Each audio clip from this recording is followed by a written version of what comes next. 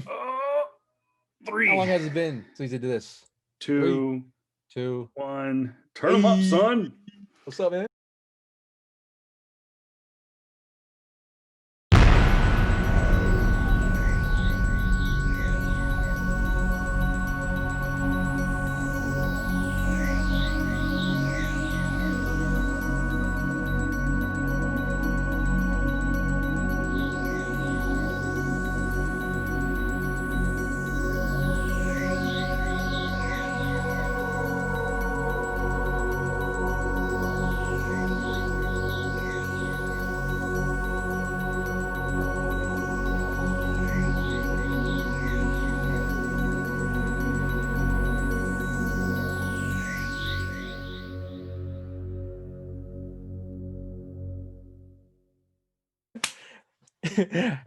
I'll let you take the reins, bro. It's been a long couple weeks for you. What's funny is that I literally kind of just freaking like just brain farted right now, but Forgot how to then do it'll it? come back to me. It'll come back to you. And how was everyone's Sunday night this tonight for us? It has been a long time coming, man. It's been about 2 weeks since Yep. we've done an episode, my guys, my girls, everybody else in between. And the reason why is because, well, one, we wanted to make how a holiday break, but then another one.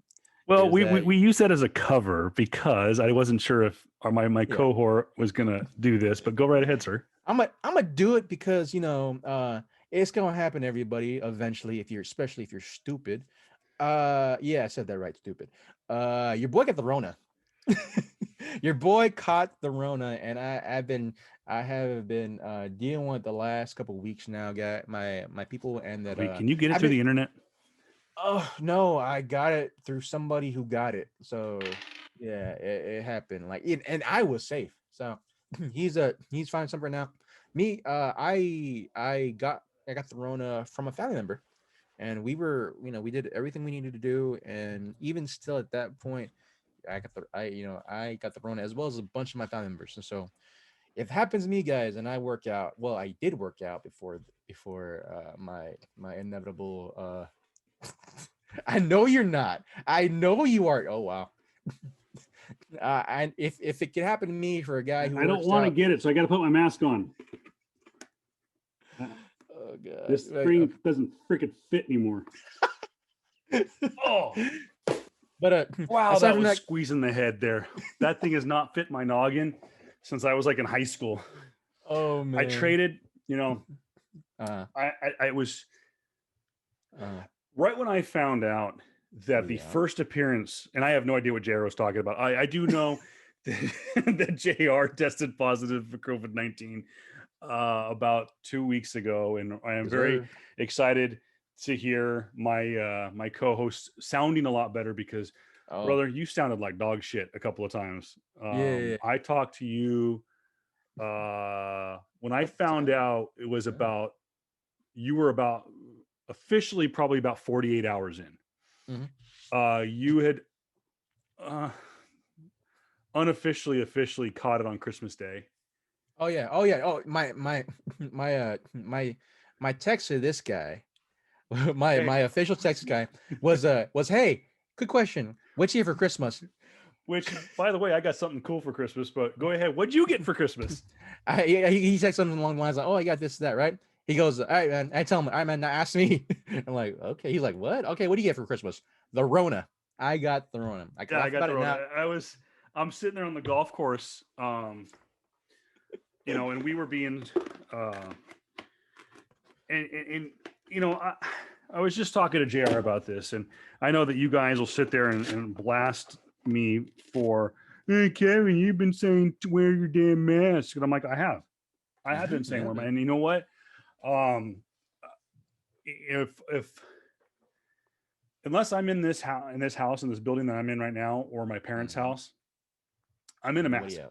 About almost a year ago, probably about a year ago, April. Mm-hmm. I sat in no, it was longer than that because I think we'd already started the podcast. Mm-hmm. So we were this is before we started doing the audio format. I met with an old friend of mine, call him G Unit, Anthony Girardi. He hosts a podcast called oh god, I think it's called First Time. I'll have to look it up. I'll plug his podcast here. But him and I go way back, did a radio show together, did a podcast together. We're the co-founders of a little podcast called Talking Tech, which KRP Broadcasting, the parent company of this podcast, produces. And I talked to him about, hey, my buddy JR and I were doing this podcast, blah, blah, blah. What kind of advice can you give? And the whole time I was sitting in his house, he's not wearing a mask because it's his house. Mm-hmm. But I was wearing a mask, and I texted him before I walked in the house. I said, Anthony, I said, you know, you and I go way back, known you for, gosh darn, almost 8 years. I trust you. I know you've been, at that point, I think he was unemployed. I think he was still working out of the house. And I said, I'm going to wear a mask. He goes, no, you do not offend me. I said, good. Just wanted to make sure. So yeah, I take it very seriously, but yes, I have gone out and played golf. The COVID protocol that this particular club has in place would probably rival any major corporation, like when it comes to their COVID protocol. I mean, constantly wiping down. They do not allow, in some cases, they do not allow, well, most cases actually, do not allow groups outside of a household. Mm-hmm.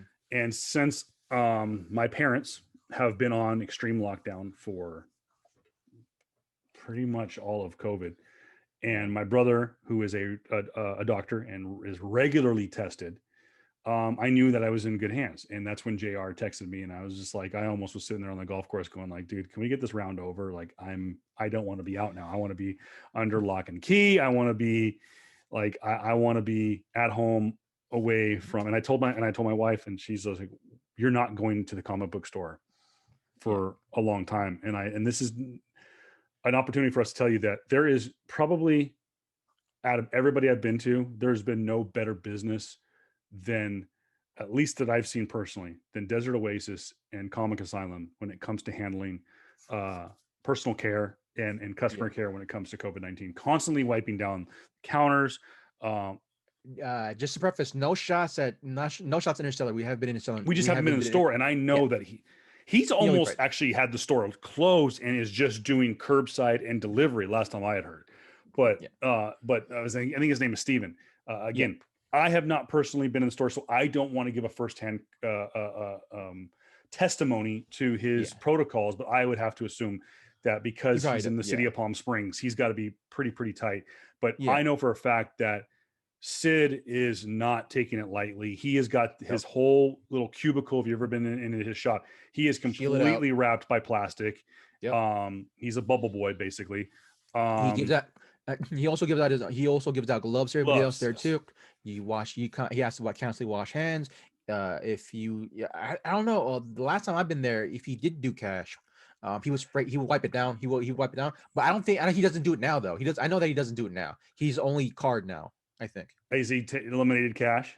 I think so. Yeah, like a lot of places have, because it's hard to get change and whatnot. But nonetheless, guys, just to preface, guys, in my 2 weeks, or maybe now a little bit more, a little bit more now than 2 weeks, is that I have not been in any shop in the Valley. I've just been quarantining. I think you've been at home, other than going to get your official test. Yeah, I got the test. Like, I knew I knew I had COVID, because literally, like, you kind of feel that, you kind of get that feel of the onset of like, oh snap, okay, I got a little bit of a throat, little, tingly feeling. You can feel that, you can feel yourself going. You just know, right? Yeah, you just know, your body, and yeah. And so I got tested, I think the 2nd or sometime the new year. And then, I got my results maybe a couple of days afterwards and say, hey, you're positive. And so, you never posted anything or text. You never told me if you officially got it, because I was waiting there. Because my wife even asked me, she's like, hey, did JR ever get tested? I said, yeah, I got tested. He goes, did he ever, what was his results? I said, knowing his damn luck, he probably come back negative. And I said, it was positive. No. I took the swab test at the Palm Desert. No, it's technically the Rancho Mirage library. And so It's the one with it's on Hollywood 11, and Yeah. so that's the one I got to. Good people, the line is pretty long, even with a reservation, but still, that's just Yeah. how it is now. It's ramping up more. And so, guys, before we even start that, Happy New Year. Happy New Year. Merry Happy Christmas, New Year. Happy New Year. Belated Happy New Year's. Belated to all that, guys. I hope you guys had a great New Year's, as well as a great Christmas, and hope you guys got whatever you freaking got, and not Rona. Yeah, that's right. Yeah, my dude got a drone. Got a drone. Right there. Shield one right there. I haven't decided yet. That is the Mavic Mini. Nice. I have been flying this thing constantly for the better part of the last 3 weeks. Got some great shots. Go over to @Voice of Reason 23. Do that, guys. I got some awesome audio A2 engines. They're basically these speakers for my setup for my computer, and so really nice, really nice, man. Like I got like 2 monitors, right? But one monitor does not have audio. It's weird, while the other one does. And so like I've been at this weird place that it's weird. And so I got some audio engines, A2 pluses, and then for my Christmas, and so I'm happy with them. Other than that, guys, like we've been on a 2-week hiatus now, and 1 for our month for both of our mental health, and 2 for my actual health. So yes, JR was not looking for when we signed off after doing Return of the Jedi. As soon as we hit done, he was like, if anybody's ever seen the Family Guy Star Wars trilogy, at the very beginning of the 3rd episode, which is it's Blue Harvest is the first one, which is Star Wars. Yeah. What is it? Something Dark Side is the second one, and It's a Trap is the third one. That's what it's called. That's right, So at the very beginning of It's a Trap is, and you have to say it like that, by the way. It's in the contract. It's in a trap. It's a trap. It's a trap. At the very beginning of it, there's a moment where they do the little bit like next time on NCIS New York, and all of a sudden power goes out, and he goes, and Stewie just looks at Peter and he goes, "We're gonna do fucking Jedi, aren't we?" Yep. And it was like as soon as we finished Jedi last month, JR goes, "We're fucking doing the sequel trilogies, aren't we?" I said, "Yeah." Okay. So with further ado, because we want to get this train wreck on the road, if you have got, if you want to do watch along with us, and if this is the first time you've been doing this show, what we're gonna do is we're gonna go 3, 2, 1, play. Get it queued up, Blu-ray, DVD, whatever it is, right before. Like if you're on the menu screen, I'm on my iTunes extras screen up here on my big screen. I get ready to hit play. I know I have it queued up because I played it earlier and got to about the Millennium Falcon scene, and so I had to rewind it. So anyways, so we're going to do 3, 2, 1, play. It's going to start, and that's what we're going to do. And we're going to chime in throughout the episode to the movie and say, JR, go, hey, Kevin, what's going on? Because JR does not have the bandwidth right now to be streaming. Not yet, damn it. Not yet. I'm getting that. Guys, Corona has been a struggle. I was literally the day I knew that people told me they got Corona was the same day I was supposed to send out stuff to CGC, as well as around the same week I was supposed to go buy a freaking MacBook Pro. So it's been a struggle a little bit, guys, and my money is still kind of there, but not really anymore because food and bills and New Year's and all that stuff. So it's So we're gonna start this thing. I do want to go right. So we're gonna go. You guys ready? Okay, we got to go in 3, 2, 1, play, and it is launching right into the Lucasfilm Limited. Now, this is how they were distributed because the movies came out before the buyout, before Disney bought 20th Century Fox. So these are not produced. This was the first set of movies not produced by 20th Century Fox. So, boom, there's the Star Wars logo. I was sitting front row for this movie at the La Quinta Theater. I just got done doing a high school basketball game, bolted over with my buddy Jim. we were able to get tickets for the 9 o'clock showing of this movie. We were dog ass tired, and we got front row seats. We were 4 seats in, so we're pretty much dead center, and we were, I guess. Oh crap! Oh yeah, that's right. You weren't with the crew. Well, we That didn't was, do. We had done this one. They had we started did. doing it. It was No, Jedi. It was Jedi. It was Last no, Jedi. no, Last Jedi no, was the first time they did it. no, Yeah, they didn't do Force Awakens. They did no, Last Jedi was the very first, because it was someone bought That's because right. Force Awakens was so That's big. right. That's Because right. this movie also came out in 2015. 15 So December. the store hadn't opened yet. Asylum That's hadn't right. opened yet. Asylum opened It in the opened spring of 2016. 2016. That's right. So That's right. That's Jedi right. was the first one, and the reason when we'll get to that story. So the crawl's already been done. It was so weird to see a new story with different characters. And of course, there was always a bet: which way is the camera going to pan down? Is it going to pan straight down? Is it going to go pan up? In this particular one, it does pan down. We're Mhm. coming to Are we coming to a planet? We are. And I Planet remember seeing Destroyer. this. It's a big planet, and I remember going like, "Oh God, are they going to go deep? How are they going to handle this? Is this going to be CGI, practical? Is it going to be over the top like the prequels were?" But no, this is the big, huge super destroyer, the new super Yeah, Super destroyer of Destroyer. the.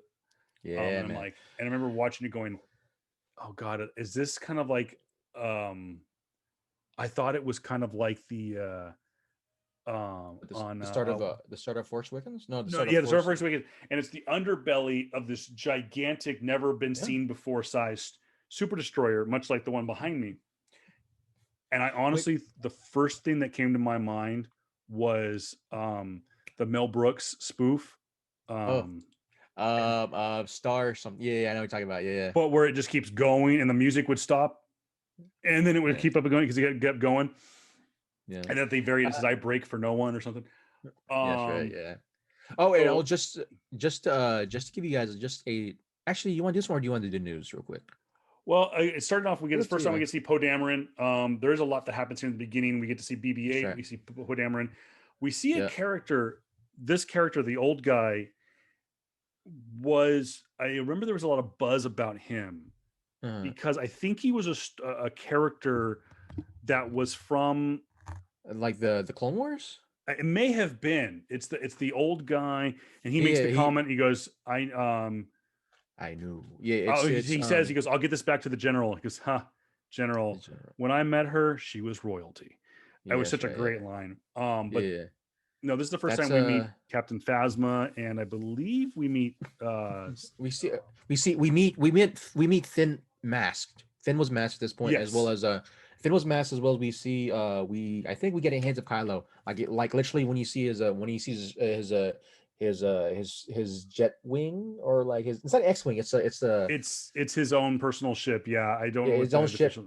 Yeah, Yeah, the second and the second comes down and kind of pivots too. And just to say that was a very like I don't want to harp too much on the trilogy, the sequel trilogy.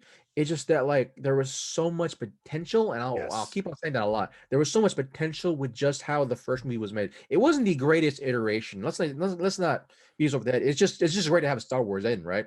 But like it's not it's nowhere in the it's nowhere in the realm of like of a force of a Force Awake, not a Force Awake, yeah, a Force a New Hope. It's nowhere near New Hope. No, but But to like me, when I it was want, yeah, go ahead. it was very much like it had a lot of good things going for it, and like it kind of like not it didn't leave the bad tastes of like the prequel trilogies. It's not more so that it's like we're just, for me at this point in my life, I can't wait for the Star Wars, having any form of Star Wars coming up from the Clone Wars animated series, and just the long hiatus of having any type of Star Wars related things, right?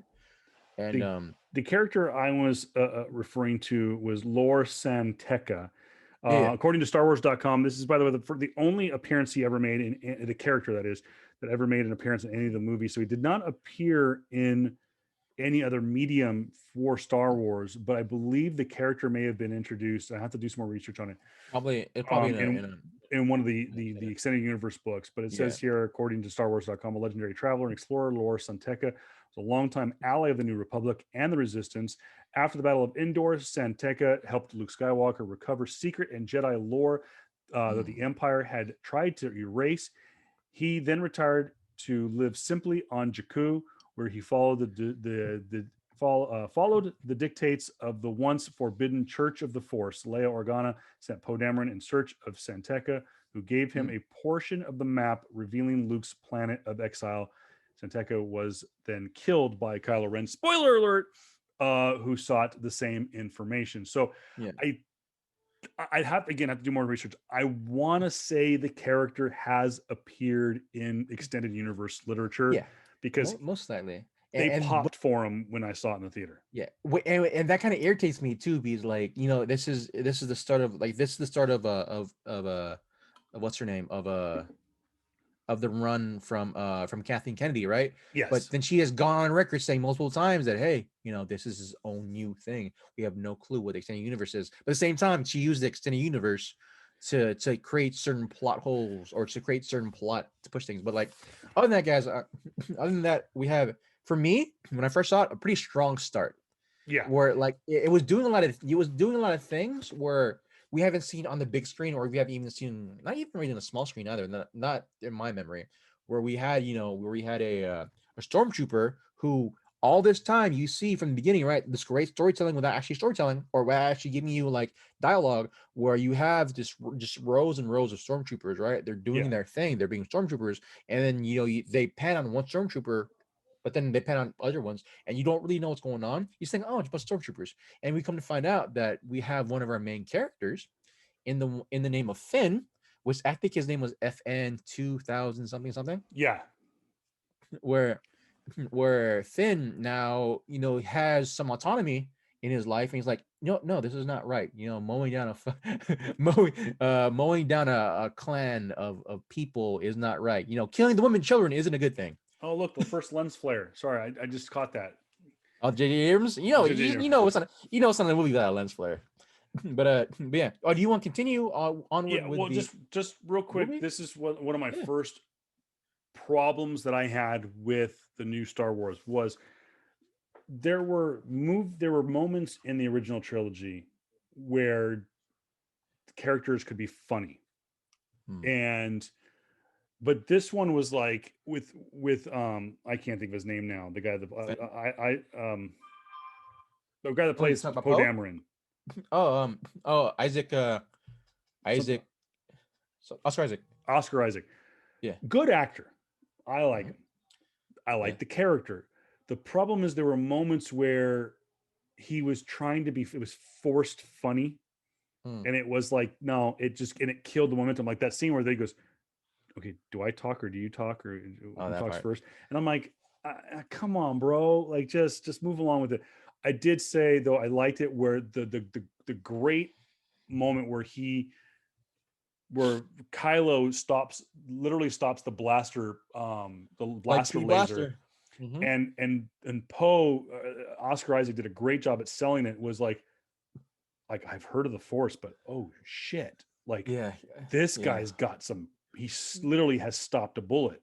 So there were some people that were like, "Oh, come on!" I'm like, "No, like it sold how powerful Kylo Ren was right from the get-go." And we did, But let's get into the news and notes as the movie runs, because everything about this series is important. Setting up the whole end of the trilogy. But we'll kind of jump in and out. Right off the bat, since the last time we spoke, we were very anxious about the movie. It was about 4 days away from premiering when we last spoke, and that was Wonder Woman 84. It came out on Christmas Day. It launched at 9 a.m. Pacific Standard Time on Christmas morning on HBO Max. By the way, for now 3 weeks in a row, it is the #1 movie in America. It's the only movie in America right now because it's only playing in certain parts. But I watched it. I don't know if JR's watched it. According to the notes here, it looks like I'm the only one that's watched it, but I liked it. I see the arguments for the campiness. I see the arguments for people who what people did. I do see where people didn't like it. I go, okay, yeah, I'll listen to that, but Mhm. I enjoyed it. Okay. My wife watched it with me. My daughter watched most of it with us. My son watched most of it. They were excited about jumping on the trampoline that they got. But no, I liked it. It's a solid 7 out of 10. It's not a perfect movie. Yeah. I personally liked it better than the first one, Hmm. but I also just really didn't like the first one. Hmm. I know some people say that Wonder Woman, the first one, was a near perfect comic book movie. I beg to differ. There were Heard moments it. too much. There was too much Zack Snyder. I know, bless her Yeah, heart, Patty Jenkins did a great job, she did. but there was just too many touches. Like there were moments in it that you're like, fucking Zack Snyder got his fingers on this, Yeah, and yeah, yeah. it just and it there were moments that took me out of it. But I don't have a problem with the opening. I don't want to spoil it for JR. I don't have a problem with the Oh, opening. What people say was a lot of people say it was convoluted. It was there was too much. It was it was uh it was too full. hmm, Um it was long. It's longer. But both movies were long. I mean, it's a solid 2.5 hour movie. yeah, that's about right. I am not a fan by any stretch of the imagination of Kristen Wiig. I thought she was good in Really, this. I thought she was good in really. this. Okay. I really enjoyed Chris Pine, though, as my wife said, he goes, "Oh, he got old." I'm like, well, the guy is supposed to be in the movie when he comes. And I can't say how he comes back to life, but when he comes back to life, I'll just say that because everyone saw him in the trailer. Yeah, The guy is was it like supposed to 80 be, something? yeah. Well, it's 80 something. 1984. Yeah, He died World War One. approximately in 1921 because it Yeah, was World War II. It was World War One. yeah. So he's been He gone was for 20 around that time. He was yeah. 20 when he was there. So he's been gone for 60 years.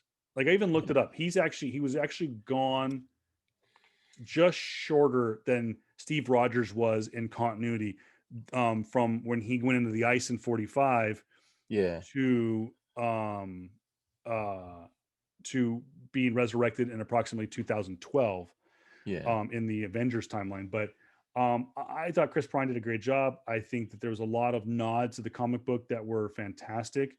Um, so the Easter eggs were great. Again, I can't spoil anything from my boy over here. I liked it. A solid 7 out of 10. I do want to give it a second watch. Yeah. And just for those of you who are keeping close tabs at home, it actually is probably only going to be in on HBO Max for probably about another 15 days. They each Warner Brothers says that the streaming services were only going to have it for 31 days, and then it Hmm. would be exclusive to theaters, and then it would be going to VOD. I think after 60 days, 30 to 60 days, it would go back to video on demand and be available for purchase, I believe, on all major digital platforms. And Yeah. they have not yet released a Blu-ray um, Yeah. timeline on that. So Obviously not. It'll probably be another 3 or 4 months or so. The only thoughts I'll probably have will be that of the first movie. Where like, yeah, absolutely. The first movie very much felt like they tried to do a rinse repeat as to a certain extent of a Captain America 1. And I've said this before, where like they just basically kind of took the vibe of Captain America, of this kid, or this young youth, where where this person tries to do what's good in the world, right? And even though him specifically is not endowed with godly strength or anything of the mention, this person knows what's good and right in his life and what's good and right in the world, and they basically fight a war. And for me, one of the biggest uh things that took me out of the movie was actually the third act, where we understand who the main character, the big bad is. And even though this big bad has been announced this whole movie, right? He has never, this person, this evil big bad has never been actually seen until literally the third act, maybe the last 20 minutes or so of the movie. And that's the thing that really took me out of the movie.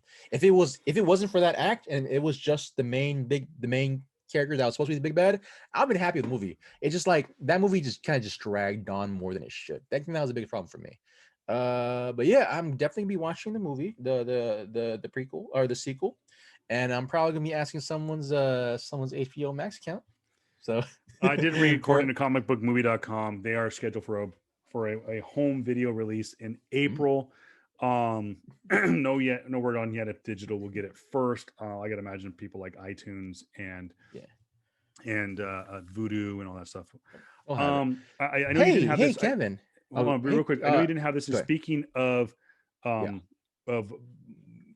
video platforms, real quick, we're still following it. It's a developing story. It kind of went away over the holidays, but I am kind of following this on my own. And we'll bring it to the forefront as we go along with the podcast. Is MGM, one of the biggest studios out there? I forgot to bring this up with JR. One of the biggest studios left that is kind of still on its own. Like 20th Century Fox, that's been around for decades, is now owned by Disney. Warner Brothers is owned by AT&T. And MGM, one of the last big studios, announced just before Christmas time that they are looking to sell their brand, looking to sell their studio and their video library. I did put this both on Talking Tech's Facebook page and our Facebook page about what your thoughts were. The three contenders that I have heard coming out for wanting to buy MGM are as followed. Apple, looking for a major library to add to their Apple TV Plus platform, and they've been wanting James Bond. They want Bond bad. The other one is Amazon. Amazon is one of the only ones that does now, much like Apple. Amazon does not have a major studio library in there. Disney has 20th Century Fox and their own Disney vault. HBO Max has Warner Brothers, and so on and so forth. Netflix has deals, Hulu has deals, but and Amazon has deals, but Amazon and Apple do not have a exclusive studio content, and I know both of them badly want James Bond, and that comes from MGM. So we'll be following that one. That's a development. There's no other meat to that potatoes. But without further ado, JR, go ahead. What were you going to say? I was actually going to say, hey, Kevin. Yes, sir. What are you looking forward to this week? Well, much like the last time we talked, I was looking forward to Wonder Woman. But once again, I'm looking forward to this Friday when we get yet another Disney Plus show coming to the streaming service. And this time it's not from our friends in a galaxy far, far away. It is coming from the House of Imagination. It is coming from Marvel Studios. We will get our first look into the Marvel Cinematic Universe since Spider-Man Far From Home. We will get to see, mind you, that was in 2019. That was a whole pandemic ago. That was crazy. We will get our first look at the Marvel Cinematic Universe post Endgame, post Spider-Man Far From Home. We will get WandaVision, and I am geeked because go ahead. No, go ahead. You finish your thought. I saw some footage on Jimmy Kimmel this past week. Oh my goodness. It was just enough, a little taste of it to go, you have my attention. So this is going to be very, very interesting. So yeah, guys, definitely exactly what Kevin said, man. Like the WandaVision comes out this 15th, this Friday, guys. It's 15th, the 15th. And not only it's Thursdays, right? It should be Thursday, 5 days from now. So Sunday, Monday, Tuesday, Wednesday, Friday. I think it's Friday. Okay. They always do it on Friday. That's just like The Mandalorian, which, by the way, I'm sure you haven't watched yet. No, because I've been freaking sick, but that's beside the point. We will get to that point eventually. and so yeah, it's definitely gonna be interesting because we're gonna finally see what does the MCU on the smaller screen, the less of a screen. I don't know what MCU looks like under Kevin Feige, under the Disney, under the mouse umbrella, and what it really looks like, what their vision is for these I guess not. I can't even call them smaller stories because like they look huge. They look like its own extended universe. Yeah. Or they're expanding the already extended universe, and like it looks huge, and it just looked like there's not enough movie to go around, and so we'll just make a freaking. Was it? I think an 8-episode series. I think it is 8 episodes, much like The Mandalorian. Much like, and that feels like that's the good sweet spot for a lot of these shows where it's 8 episodes where you'll get your characters. We'll get our characters. We'll get our beloved Marvel characters that that the MCU has been plugging along and have been developing and have been creating for the last better part of 10 years now. Yeah. And so we will definitely see what does the Scarlet Witch have in her bag, because from what I'm hearing, spoiler guys, from what I'm hearing, this is definitely a take on House of M, and that got me interested. Yes, there is. Again, part of the interview, they interviewed Elizabeth Olsen earlier this week, and then Paul Bettany, I think it was like on Wednesday or Thursday. And Jimmy Kimmel, who is a nerd in his own right, he works for ABC, who of course is owned by Disney. Yep. And of course, he bitched and complained the whole show about how he couldn't get a screener for the pilot episode. And he goes, I work for the freaking company and I couldn't get a screener. Mm-hmm. And so he went on to websites like comicbook.com and all these different websites, these rumor websites, and started pulling rumors about the show. And one of the things was there is a bottle of wine that that Wanda uses her powers with uses her powers to pour this bottle of wine using telekinetic powers. And it says like House of blah blah Chaos blah. powder. Chaos. They're technically called Chaos powers now. So yeah. So it's yeah. So on the bottle of wine, it translated to the House of whatever, and the name of the house started with the letter M, and so people were like, "Oh my gosh, it's a nod to House of M," which it very well could be just like a wink, but because they've done that before. Like they have like the car that Maria Hill and Maria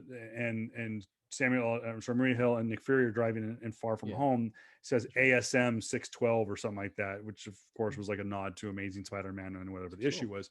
Yeah. But so they do little things like that. So it wouldn't be surprising. And Elizabeth Olsen in the interview could not confirm or deny that rumor, but said that the prop director for the Marvel Cinematic Universe, most specifically WandaVision, is a gigantic nerd and would constantly put little things like that on set and would say hey Liz, check this out. And she's like, she goes, I'm starting to become a nerd. I don't get it.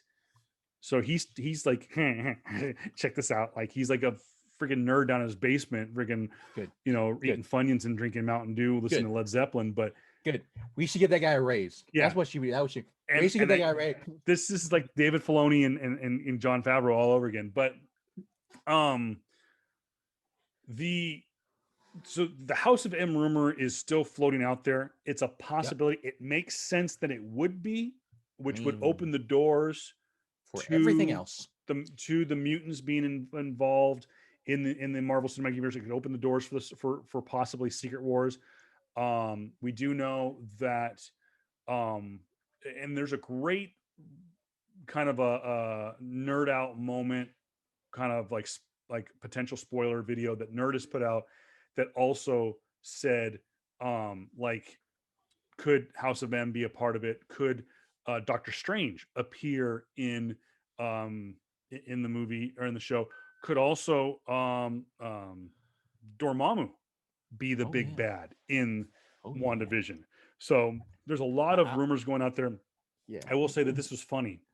Was Paul Bettany the next night did the interview, and if you listen to some of the trailers or some of the exclusive clips, you hear that familiar old school canned laughter, like an old, because he says these shows are modeled after sitcoms. They go through the decades. They start with the 1950s in episode 1. He did say this much, and it's modeled after Dick Van Dyke. Dick Van Dyke, yeah. Okay, is modeled after Dick Van Dyke Show. It goes through the years. There's a nod to Growing Pains. There's a nod to Roseanne. There's a nod to the Partridge Family. To I don't know if the Brady Bunch was in there, but it was like all these different sitcoms throughout the decades. And so Paul Bettany had said that when they do the quote sitcom scenes where they're on the set and they're shooting at they're shooting with these multicam shots like they would do a regular sitcom, they had a live studio audience. So there are people who have seen this episode on set that were not quote unquote stars of the show, that they got to see the show. And the reason they did the live studio audience is because they wanted it to feel like an old sitcom. And they said that the people that were in the live studio audience were family and friends of the people working on set. So they were all under like, do not say anything. Do not say anything. Heavy NDAs. So that's a fun little thing. Another fun little tidbit, Mr. Cabacungan. By the way, JR Cabacungan, hit him up at also not JR Comics. Yeah, we're all out of it.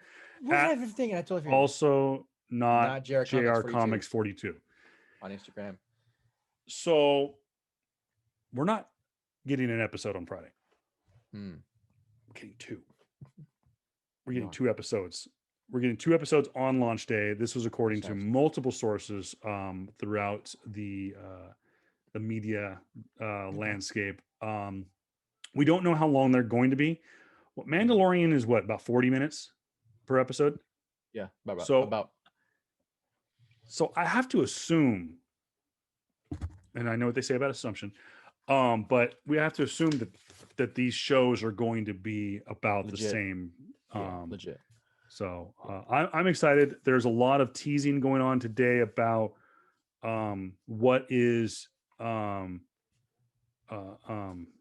Darcy, the character Darcy from the Thor movies, what her role is going to be. That's Kat Dennings' character. Agent Wu, which is the FBI agent from Ant-Man and the Wasp. That's right. Yeah. Right. We don't know what his role is going to be in this. Are we going to get to see Sword?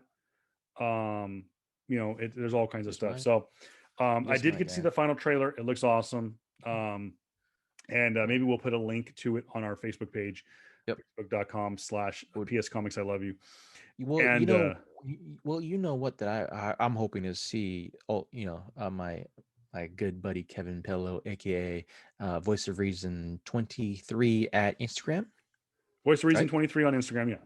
Instagram. And what I would like to see is that I would hopefully see, and we see that spoiler alert, an inverse of what the famous words of what our Scarlet Witch has said before, rather than saying something like along the lines of no more mutants. I'm hoping we have some that's gonna be a bastardized version of it, but still, like, hopefully maybe she does uncover the mutant, she does bring in the mutant gene into this universe, and probably see something like, I want more people like me type of thing, right?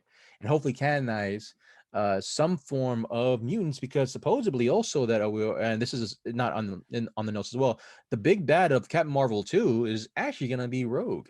That's what I'm hearing too. That's what I'm hearing too. And that would be freaking cool. And there are people that are saying that they would love for Anna Paquin come back. Anna Paquin to come back. She gotta beef up though. But I do. Speaking of which, I do know that footage has come out because a lot of studios have been halted. They've all agreed to kind of adhere to Governor Newsom's stay-at-home order. So a lot of theaters a lot of studios are on lockdown and are kind of halted production. Matter of fact, both Elizabeth Olsen was stuck in London. She's preparing to shoot Doctor Strange 2, and sounds like they're going to be shooting that at Pinewood. And Paul Bettany was kind of on standby because we don't know where the Vision is going to land. But we do know that it was seen that Brie Larson is very much getting into beast mode to play Carol Danvers once again. And people don't realize Carol Danvers in the comic book she's a beefy lady. She's not a colonel in the Air Force. No, she's high up there. She's like she was a high rank, but I mean in the current rank, she might be a colonel now, but I know that's been primarily they call her Captain Marvel, but that's actually too low of a level for her actual status, because she is the highest she can possibly be in the Air Force. And then when I think beyond that, I think that when the movie came out and she comes back in the 1990s, even though they call her Captain Marvel and she's actually higher in 2000 would amount to 2022. I can't remember what time Endgame and Spider-Man could take place, but nonetheless, she's referred to as Captain Marvel in that. But I think that when she is given the name by Nick Fury in Captain Marvel, she is a captain in the Air Force when Yeah. she went in. So She was a major, and she a then she major. became a cat. Yeah, she was a major at first, and then like all these, it's the accolades of Carol Danvers in military forces is super high. I mean, she became, I think, the head of Sword at one point, or she has her Yeah. own division at Sword, and so yeah, she's really freaking high up there, and yeah, I'm Well, hoping yeah, for that to she's happen too. Really in high up there, Sword. even now still. She's not A Force. It's It's a different type of yeah. There's what's the thing I forgot. she was the She's actual yeah barrier. She's in charge of the actual barrier that surrounds Earth, and yeah she's in charge of that space station that is just above Earth's atmosphere that yeah has a force field around. yeah. So She had a and bunch that is a division of Sword, because I think in Alpha current Marvel Flight, Alpha Flight, that's Alpha it. Flight. She is currently in current Marvel continuity. So Shield no longer exists, Yeah, um, and Sword is its own offshoot now. So I know yeah, we're getting really nerdy. By the yeah. way, we're getting one of my favorite parts because we need to play. We got one. You and what about that ship? And she's like, that one's a piece of garbage. And then Oh she yeah, blows yeah. up the ship, and she goes, That one. the garbage will do. Turn the camera, bam, the Falcon. Oh, I was so stoked. Oh yeah. Oh, Oh my gosh. just make a note of that scene real quick because because we're gonna go back and forth with like something using those guys, but then of course we're kind of free flowing right now because this is the better part of the trilogy before we actually get down to the everything else. So how do you actually feel about that first like introduction of characters, of like new characters we see? We didn't really meet Finn until much later. Yeah, We met Poe, but then how do you feel about Rey? Her introduction. love it. Um, I'm sitting here waiting for JR to log in, and I had watched the table read. I was watching the Mm-hmm. table read that was on one of the DVD extras or the digital extras on iTunes, Mm-hmm. and it finished, and it was sitting in the menu screen, Mm-hmm. and um right when it kicks into the menu screen, it's it's kind of the theme that goes throughout the Force Awakens, but it has a little hint of Rey's theme, and it hits just this perfect just fluidity, or just this whole this I don't know, don't know how to describe it, but it just hits this moment in the song, and it just takes me back to first off, what a genius John Williams is. Mm-hmm. And that John Williams, I remember leaving the theater when I saw this movie and went, I don't care what else came out this year, John Williams just won an Oscar. Yeah. Because if there's anything that good that comes out of this movie, because I liked it, but when I left the theater, I immediately thought, first off, I need the score. I hadn't bought it yet, and I said, Mm-hmm. John Williams just won a fucking Oscar. He was nominated. I don't think he won. I have to go back and look at it. No, I think He got somebody else won robbed. that year. Ray's theme is up there. And I was just having a conversation with a friend of mine about this the other day, and I said, you can't beat the main Star Wars theme. That's iconic. No. The Imperial March is iconic, but for nerds, the throne Luke's room, theme. the throne room is Oh yeah. important Yeah. at the very end of A New Hope. But Luke's theme, Leia's theme, just the softness of Leia's Uh, theme. Fight of Theories. Is it? Oh yeah, the Duel of the Fates. Duel of the Duel Fates. of the Duel of the Fates is Fates. great, That's but right. I'm just the individual themes of the character. You have Darth Vader's the Imperial March, which he shares with the Emperor, is Mm-hmm. iconic. It's almost bigger than the movie. Mm-hmm. The Star Wars theme is probably, you think Star Wars, you go dun, dun, dun, dun, you think of that song. Yeah. Ray's theme, as soon as I heard Ray's themes, that simple little ballad, it was just like, it was so perfect. And every time I think of Ray, I think of that song.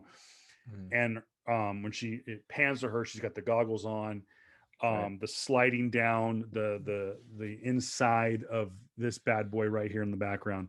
Yep. I liked her. I know that you've had a love-hate relationship with Ray, I have but specifically after this movie. I like her. eh, I mean, my first introduction of Ray when I first seen it, right, was cool. We have possibly at this point of the movie where we have two to three very focal point characters, right? We see Ray, and I think at that point too, I think we've Ray is has been more focused on Ray for a minute than even There's your Poe. first whoa. Whoa, right? And so we only get a bunch of those every movie. But yeah, the focus on Ray was actually honestly it was very poignant. Like, all right, cool. You know, we want to set this up. They want to set up Ray to basically be our Luke, to be the kind of the Luke-esque Yeah. character. Like, but at this point, like she has it worse than Luke. She doesn't know who the hell her parents are. She's been looking like she's been living by herself for a very, very long time, and that she works off scavenging. And, you know, she gets by just scavenging old tech or destroyed tech. And I'm like, ah, cool. You know, this is something this is a character you're supposed to, you know, you're really supposed to have some type of emotion towards. And so we don't really know Ray's character fully throughout until possibly about 2/3 of the way in, right? We know that she's definitely a person that can take care of herself, and she's definitely a person that can that you know that survived out in the waste for a very long time, and she's very techy and she knows her stuff to a certain extent. We really know, and we don't really know about her until maybe literally the Millennium Falcon, right? What can Yeah. she actually really do? And I think this is one of the point contentions that we've seen throughout the whole series. Where, like, you know, how does Ray even know this, right? And I feel like the reason why we have all these one of my first rants about this, the reason why we have all these like these microscopic thoughts and microscopic, you know, views of Ray, because of how some people, including myself, kind of looking at her disparagingly, is because of, like, you know, how she's written in the movies after this. And that we see these moments where we're supposed to look at her and say, oh snap, you know, she's been living this lifestyle for now for possibly 10 years now, probably even more, where she's been foraging from tech that she's gone through, and she has a knack for it. We're supposed to look kindly on that, but because of like my of these tinted glass view windows now of like of the second movie, of the third movie, we're like, oh crap, she's a Mary Sue, of course she's gonna learn all this stuff. Rather than now, like in when my first review of her, when I first saw this, like, ah, cool, she knows her stuff, good. You know, Luke knew his stuff too when he first came around, and we look back at Luke and the first trilogy of, you know, with, like, you know, with growths and windows, right? Like, oh, it's great, you know, that's Luke. He knows his stuff. He's been around stuff. He's been saying that he's a good fighter, and they've been propping up for Doobie, right?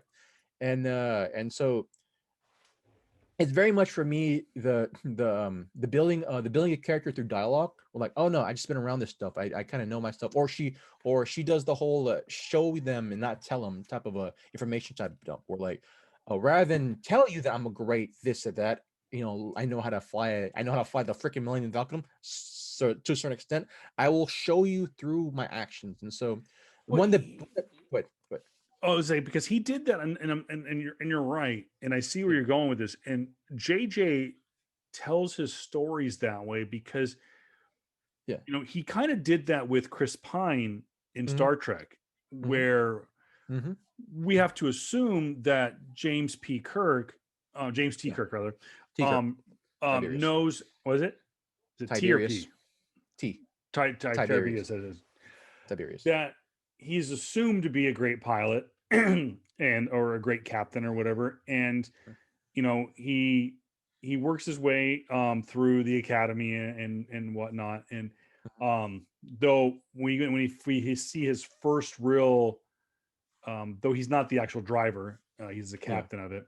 Yeah. um when we see his first foray into being a captain and get his way around a ship was, of course, the Kobayashi Maru, which is he Mm-hmm. cheated. But we do see him throughout Good. the movie. We see, and I know this is almost sacrilegious comparing Star Trek and Star Wars. Never thought I'd do this, but we blame JJ for it. Uh-huh. And I'm comparing the second Star Trek, not the first Star Trek.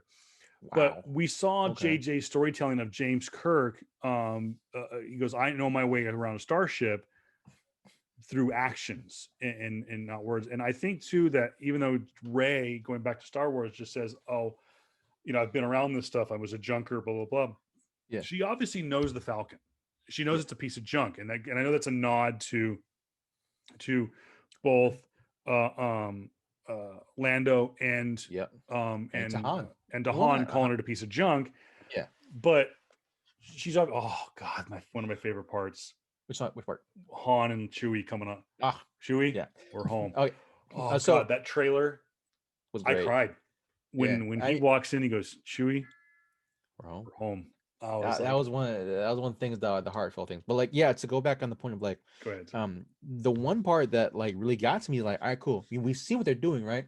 And the small little human, the small little character traits, like where you see Rey in the cockpit saying, "I can do this, I can do this." No, when you see Finn in the cockpit of the gunner, like, "I can do this, I can do this," and you see Rey saying the exact same thing. I'm like, great, that's what we need.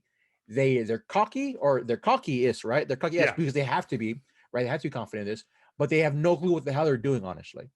And that's what I like. You see Rey become human, or still be human, where she crashes into posts, where she crashes into the sand, and she has to get her bearings. All right, cool, that's great. When Luke was first off with the gunner, right? He just he didn't know things off the bat beginning, but then he got the gist of everything. He kind of knew what he was doing at that point. And so this is very much in the lines of what Star Wars and what storytelling is supposed to be, where your main character is supposed to be really good. And wait, what? How fast do you make the Kessel Run? Real quick. 12. Okay. Don't stop it. She says 14, but 12. Stop. Don't you freaking dare. That I'm offended. I'm offended, good sir. I'm offended. 12. 12 freaking parsecs. Get that shit right. but oh yeah, going back to our first nod, and hey, I remember that I remember that moment. It was, of course, the Millennium Falcon being a nod, as well as having good old Han back, good old Han and good old Chewie. I think, yeah, what really got to me was that scene where and I think it's gonna be after this scene, or no, it's this or scene during right or during this scene where, like, he says, like, it's all like where he makes that quote of it's right now. Yeah, okay. Or at least it's coming up. He goes, "You knew him," and he goes, "Oh, I knew Luke. I knew him. I knew him. I knew Luke." Yeah. And like it goes to the opportunity of like all of it, it's all real. And like that right there felt very much like they looked at the Force, right? Even though in the prequel sequels they looked at the Force as like this not magical thing, but like, oh, it's actual thing, living thing around us. Yeah. Where back in the very first episode of this one, they brought it back to like this whole magical religion, not religious type of feel, but like very much like, no, it's there, it's real, it's all real. And if it stopped being an act of science for me and start becoming more like that metaphysical type of thing, of like connection of like, oh, hey, it's real, guys. And so you gotta believe in it. I will say a testimony to the cinematography on this one, because one of the things that I didn't like about Harrison in Indiana Jones and the Kingdom of the Crystal Skull was he very much was showing his age. He had a little giddy up, and it was just like he was like, oh, like he almost had two bad knees, which I think he does in real life. Yeah. And I'm watching a scene, and the cameraman is shooting him from an upward angle, and you see he's got a little bit of a gut, but that's to be expected. Han Solo, the character, has aged 30 years. Yep. When we leave Han Solo at the end of Return of the Jedi, one would have to assume the guy is probably in his mid to late 20s. Yep.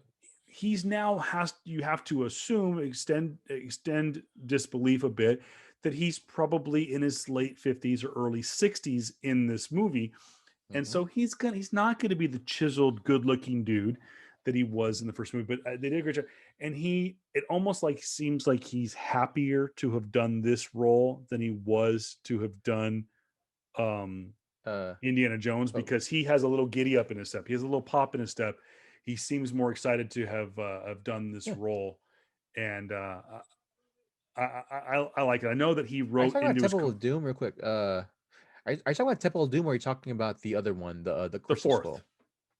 Kingdom of the Crystal Skulls is Indiana Jones 4, where he was older, where he's old man. Indiana Crystal Skull. Crystal Skull. Yeah, you said Temple of Doom. No, I said Kingdom. Yeah. My connection is maybe unstable. I said Temple of the Kingdom of Skull. Whatever, I meant to say Kingdom of Skull, but I'm about to say like Kingdom of the Crystal Skull. Kingdom of the Crystal Skull. Yeah, there's a scene. It's actually the first scene that we see the full body of Indiana Jones, and he has like the way he walks very bow-legged, and he almost like he has two bad knees, and it's just like, oh my gosh, this guy's 70. And in the movie, we see Indy last at the end of the Last Crusade. It's after, I think it's just that no, it's during World War II, so it's still in the mid 40s. And when we see him in the Temple of Crystal Skull, when we see him in the Kingdom of Crystal Skull, it's mid to late 50s. So he's only aged 10 years, yet technically he's aged quite a bit. So I don't know. I just noticed that in that scene, he's got a little pep in his step. It's almost like Harrison is excited to be in this movie. And then of course we get to see this creature that looks a lot like what James Gunn put in Guardians of the Galaxy Volume 2. Abram? Okay. No, the little like alien monster that attacks the group. Oh yeah. So, but going back it to it also helps that James Abram treated him like royalty, basically, because you have to at that point. Oh, J.J. Abrams treated Han. It's the old.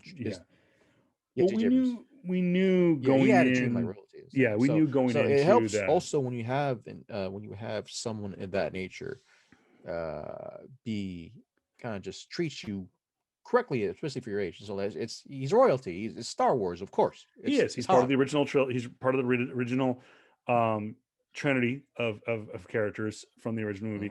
Real quick, switching back, don't forget WandaVision. The first 2 episodes air this Friday on Disney Plus. It will not be behind any kind of paywall. It is part of the main Disney Plus platform. So let's see what we got here. Outside the Wire. Outside the Wire. Yeah, official and final trailer revealed. Yep. It is from this. Yep. Good. Am I lagging for you? Because I know that my internet's kind of right now. A little bit. From the studio that brought you Old Guard and Extraction. It does star Damson Idris and Anthony Mackie. Of course, you know him as Falcon. So yeah, tell us though a little bit about. I need to step away from the microphone for a second. Tell us a little bit about Outside the Wire. All right, but I might lag for this, but then we'll see how this goes, because my internet's kind of like right now. Yeah, you're definitely lagging a little bit. Yeah, you're delayed. Your reactions are delayed. So you're doing the same thing for me. You're doing the exact same thing. But hopefully we can cut this kind of correctly. So we'll see how this goes. Go ahead. I'll try. I'll try to work this in. Yeah. So Outside the Wire, guys, it's very much has that feel of the futuristic type of thing. And if it's a Netflix show, it's a Netflix special, and it's looking like it's from the same studio behind Extraction, which is I think one of the Russo brothers was an executive producer, and Extraction, of course, starred Chris Hemsworth, Thor, and so it's around the same studio. Anthony Mackie is looking like he is a new type of soldier in this film. He's a new type of like bio cyborg soldier type of thing, and so you have Anthony Mackie being kind of in his element where he has been in now the last 8 years now, since basically Cap 2, and looks really good. Looks very much in the vein of what Netflix has been doing, specifically with their bigger action titles of the last 3 years now, with Old Guard, with Charlize, and Extraction with Chris Hemsworth. And so you have again Anthony Mackie in this field now, where you have possibly a big action star. And I know that Anthony Mackie has been doing a lot of sci-fi stuff. He's also been in Ultra Carbon, and I think another show too. He had his own episode in Black Mirror. And so yeah, this is not really any new territory specifically for Anthony. This is definitely in his field he's been in, and so it's looking good. And specifically, if you guys have seen the trailer, at the 1 minute and 54-second mark, they basically say the line where they talk about War Machine, and they talk about Anthony Mackie. So yeah, that looks like it's a cool thing to come, guys, and it's coming out also on the 15th of this month. And so yeah, we got a bunch of stuff to watch in this week, guys. So that's one look up. And as by Kevin the way, real quick, real quick. This is our first moment we get to see the three big bads of Force Awakens. We get to see the first look at Supreme Leader Snoke. We see Kylo Ren. We've already seen him, and we get to see General Husk, Yeah, Husk. Hux. Yep. And so the three real big bads of Force Awakens, and we saw the literal, in A New Hope, the famous line we hear in A New Hope is where he goes, look at that. He goes, I think it's Han's like, oh, look at that moon. And Obi-Wan's like, that's no moon. That's a space station. He goes, it's too big to be a space station. And then we get to see for the first time in Force Awakens, we get to see the Death Star is compared to a moon, because in 1977, a planet-sized base was, come on, don't be stupid. You can't build a planet-sized base. The idea of putting a military base on the moon was, they've been talking about that since they landed in 1969. We get to see Star Killer base, and it is literally the size of a planet. And by the way, for those of you who don't know, Star Killer, by the way, is the original name that Lucas, when he wrote the original draft of Star Wars, which inevitably became A New Hope, Luke Skywalker was to be Luke Starkiller. And they thought, not really good to have your hero have killer in his last name. So Skywalker it is. So back to that. I just wanted to bring that because it's a pivotal moment in the story of having the three bads in one place in our first look at Snoke. And there's a possibility that there is more to Snoke than we know. Oh, we hoped, but good point. Good point. To bring back to, and so just to end off more of our news and notes, guys. Coming to America 2 is coming out. They released a trailer about 2 weeks ago. I love it. I have in my notes starring Eddie Murphy. It stars Eddie Murphy, Arsenio Hall, Jermaine Fowler, Leslie Jones, Sherry Headley, Wesley Snipes, and James Earl Jones, of course. Also starring Eddie Murphy, Arsenio Hall, Eddie Murphy, Arsenio Hall, with Eddie Murphy and Arsenio Hall. If you watch the first film, guys, it's classic. You know exactly what I'm talking about when I constantly say those names. So yeah, the trailer just dropped maybe about 2 weeks ago. It is coming out on Amazon Prime, and so I'm super excited. I'm super excited about that film, and I'm kind of happy that they made a 2. But at the same time, like, I'm kind of cynical because, like, oh no, we're having a sequel to a long-standing loved original, to a certain extent, a cult classic too. But this is a type of movie, and I'll throw myself under the bus. I've never seen Coming to America. I want to. It's one of those movies that's like, it's just, I'll get to it. It's like I've never seen Die Hard. But yet I'm adamant it's not a Christmas movie. Who are you? Who are you right now? Yeah. But at least I've seen Top Gun, and there's a couple of people I know that haven't seen Top Gun, and I lambasted them for it. But nonetheless, here we go. He goes, the Force, the Jedi. It's all true. All of it. Such a great moment. Yeah. It's all true. Finally, he just pulls you in with that dad complex he has. And it's just like Han Solo. People don't realize how important that scene. We'll get back to the news and notes, and we'll actually try to wrap this up before we get to the bulk of the movie. How important that was, because it's like that crazy uncle that goes, no, you're wrong, you're an idiot, blah blah blah. Then he goes, oh shit, oh wait, it's like that moment. Wait, you're pregnant? What? I was kidding. No, it is. They showed that in the trailer, and I think hindsight, they probably shouldn't have put in the trailer. But then again, it was such a good trailer when they put in there, because they had the music and the moment, and it is a suck you in, because now you have Han Solo, the baddest of badasses, not a bad guy, he's a badass. Yep. And he's finally acknowledging Luke, Leia, Obi-Wan, they were right, because he's so cynical, and he sits there and he goes, laser swords and ancient sorcery and religion is no sacrifice for a laser blast to the side or whatever the line. I'm terrible at the lines, but he's so cynical of the Force and the Jedi. And then at the end, and I think was at the end of New Hope or was it Jedi, where he looks at Luke and goes, "Hey Luke, may the Force be with you." And I think it's New Hope. I think so too, actually. But it's that breakdown of the character of Han. You have him so cynical in Tatooine, and you see him at the very end in that just Harrison Ford-esque voice. "Hey Luke, may the Force be with you." And then you see him in Empire Strikes Back, and he says, "Leia, I love you." I know.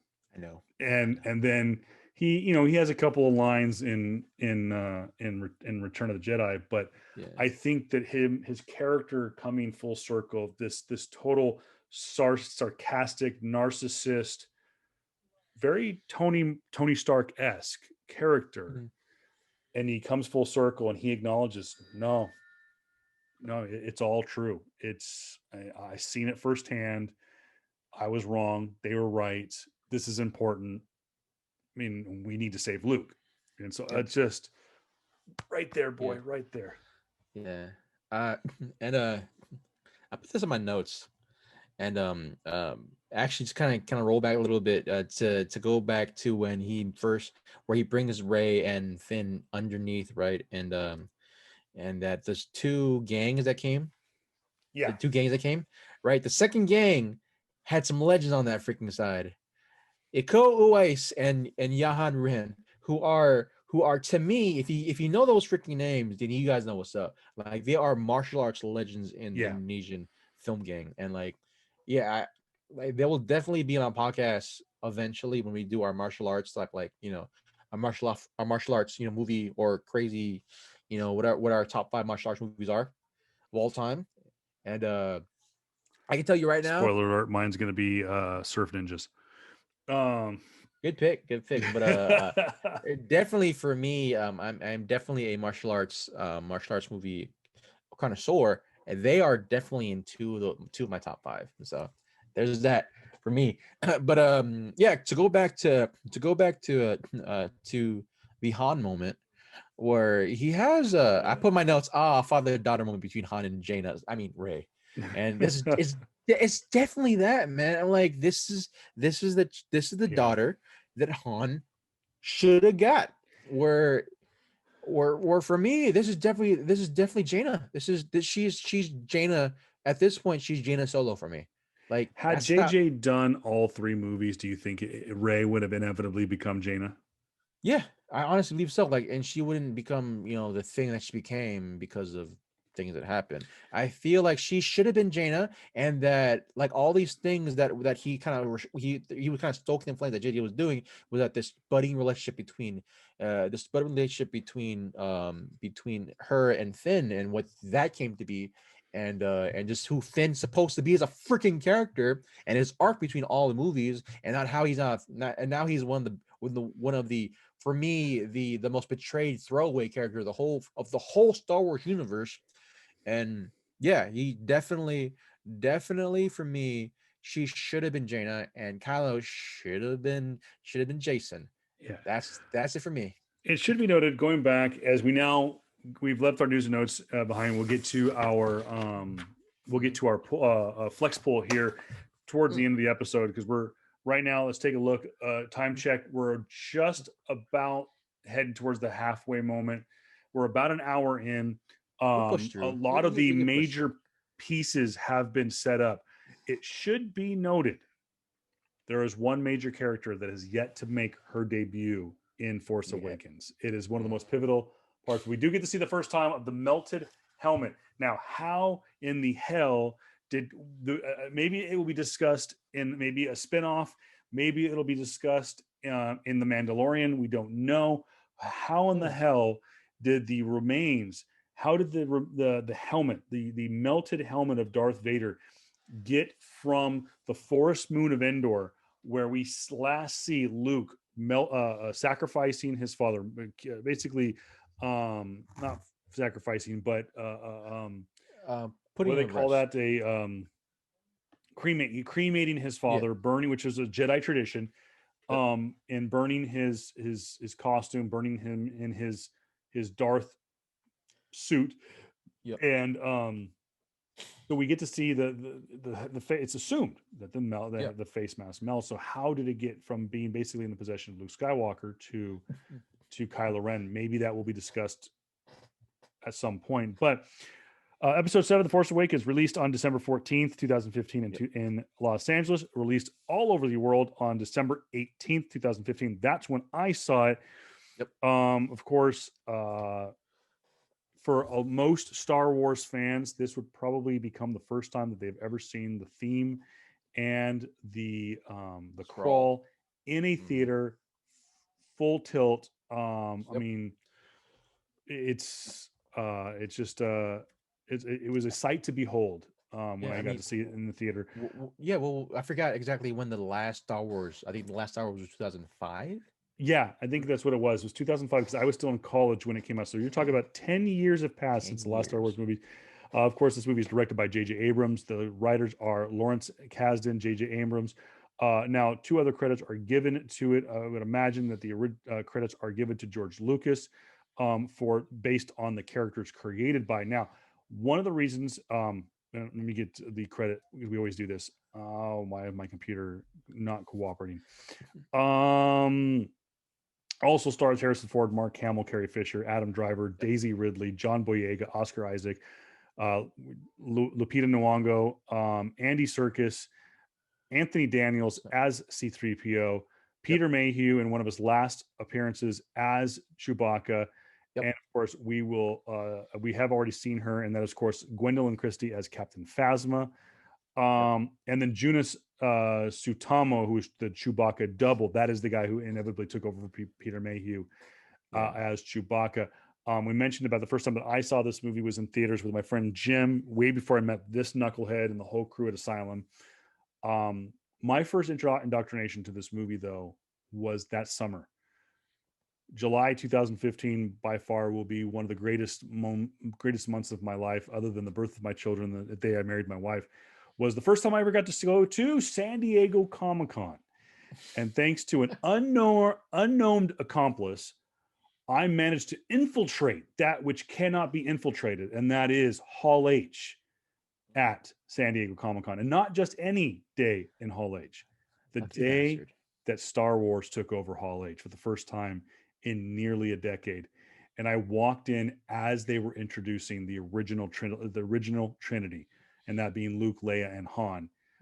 They were just introducing Princess Leia when I walked in, and JR, the moment will be with me for the rest of my life. Just seeing the cast up on the stage, seeing Hall H with my own eyes for the first time, and saying, okay, this is what I've always imagined it to be. It was bigger than I expected it to be. But just seeing the dais that was up on the panel, and seeing Mark Hamill and Carrie Fisher, someone that all young men have idolized, maybe fantasized. It was a sight to behold. And then getting to go to the concert by the bay was so cool. I still have the lightsaber somewhere in here that I got. And again, being 10 feet, if that, from the stage, seeing the new trilogy, the new Trinity, the old Trinity, was amazing. Getting to hear John Williams' great scores played by the San Diego City Symphony was amazing. Just a great experience. Love this movie. As I put it, a love letter to Star Wars fans around the world with this movie. What was your first? Where did you see it for the first time? I think I watched the movie. I think I watched not the first day, because I know for a damn fact, specifically for Star Wars, right? I didn't want to watch it the first day, even though I should. In my eyes, I hate crowded movie theaters. I hate. I would rather watch the movie about 2 weeks afterwards and then watch it when it's empty, just to myself. just to see the full experience of that, right? And I think that's definitely my take of it. But I'm pretty sure I saw it maybe the second or third day when it released. Like after the actual release of it everywhere else. And for me, I was still very much on that high. I'm like, all right, cool. We get Star Wars back again because Yeah. we have very much like J.J. Abrams is definitely a fan of the series, and it very felt much of like definitely a love note to Yeah. the very first trilogy. And like, all right, Yeah. cool. We have all these nods to it. We have all these things. This is very much JJ style still because it's still 2015. And I think the biggest movie he did at that point was I think Star Wars one, Who, as well as JJ? yeah. I think that's Star Trek. Star Trek. He had done or is Star that Trek 1, 2, Star and Trek 3. one. Really? I thought three came out in 2017. I'll look But it up. You keep going. but he did those two as well as another movie that he did under Spielberg where it was Oh, that one, yeah, something eight, High 8? No. something eight. But So, yeah, he did Super that 8. movie. Super 8. Super eight. And Good like movie. great Good freaking movie. movie. It very much felt like all right, cool. He's definitely his inspirations are George Lucas and Steven Spielberg. Really really great directors to have inspirations from. And that's the vibe I get from him. And in him doing a full-on Star Wars movie, I'm like, all right, cool, let me see what he does. And very much the very first film was like, all right, this is my love letter to Star Wars fans and to Star Wars. And for that, I was like, all right, cool, I'm in. The movie itself wasn't great, right? It wasn't anywhere it wasn't anywhere near a 9 when we had, of course, we had A New Hope. But it very much was in that 7-8 kind of range. I'm like, all right, cool. We have enough story now. We have enough threads we could probably poke at to see where can we see this down the line. The setup was so easy. So easy. How easy was it? He literally told you its story and what should happen. Like, you have to be stupid to not follow these threads that's kind of laid for you in a platter. And this is gonna foreshadow what my freaking complaints are gonna be with the second movie. But you have to be literally dumb to not basically follow to basically follow what JJ was trying to put out. Like, all right, cool. Here's your threads. Here's your character arcs. Here's everything. Play Star Trek. with these character arcs. Yeah, Star Trek Good. 2009. He did Super 8 in 2011. That's right. He did Star Trek Into the Darkness in 2013. That's right. And I forgot he did not do the third Yeah. Star Trek movie. Which honestly, I think the best one, the best one was the third one. The reason being was Into the Darkness was 2013, and he went immediately into Star Wars: Force Awakens, and then of course he did Rise of Skywalker in 2019. Mhm. Here's the thing I did not know. What? Do you know what J.J. Abrams' major motion picture directorial debut was? I'm pretty sure I do not know. Mission Impossible 3. Really? I did not know that. Now, of course, John Woo, I believe, did Mission Impossible 2, which had his fingerprints all over it. White doves everywhere and just dramatic shotgun scenes. You still go with the white doves. I know exactly what scene he's talking about. Of freaking course, it's John Woo, dude. Like, he's just seeing freaking Tom Cruise pan through a freaking side door underneath the freaking earth, and somehow there's doves there. Of course, it's funny. It's funny. I've never seen Mission Impossible 3 all the way through. It should be noted that Mission Impossible 3 was partly shot in Palm Springs. When they went through the windmills. Right. That's right. I was going through a bad breakup at that exact moment, and I remember I was drunk off my own. My brother was at my brother's apartment, got me wasted, and I fell asleep on the floor of his living room, trying to fall asleep to Mission Impossible 3 because we all had bailed on the movie. trying to fall asleep, and I was drunk texting the girl that that broke up with me.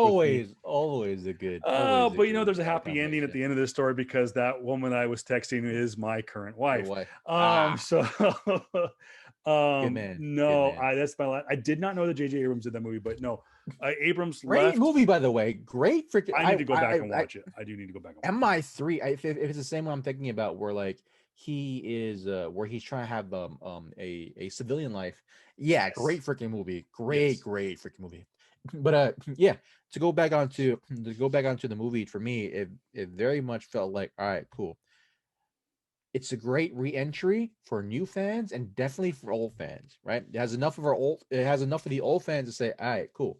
Here's what we're working with. Here's what you can possibly see down the pipeline. And like, all right, cool. I'm all in. I'm all in. I'm in. I'm back in again, right?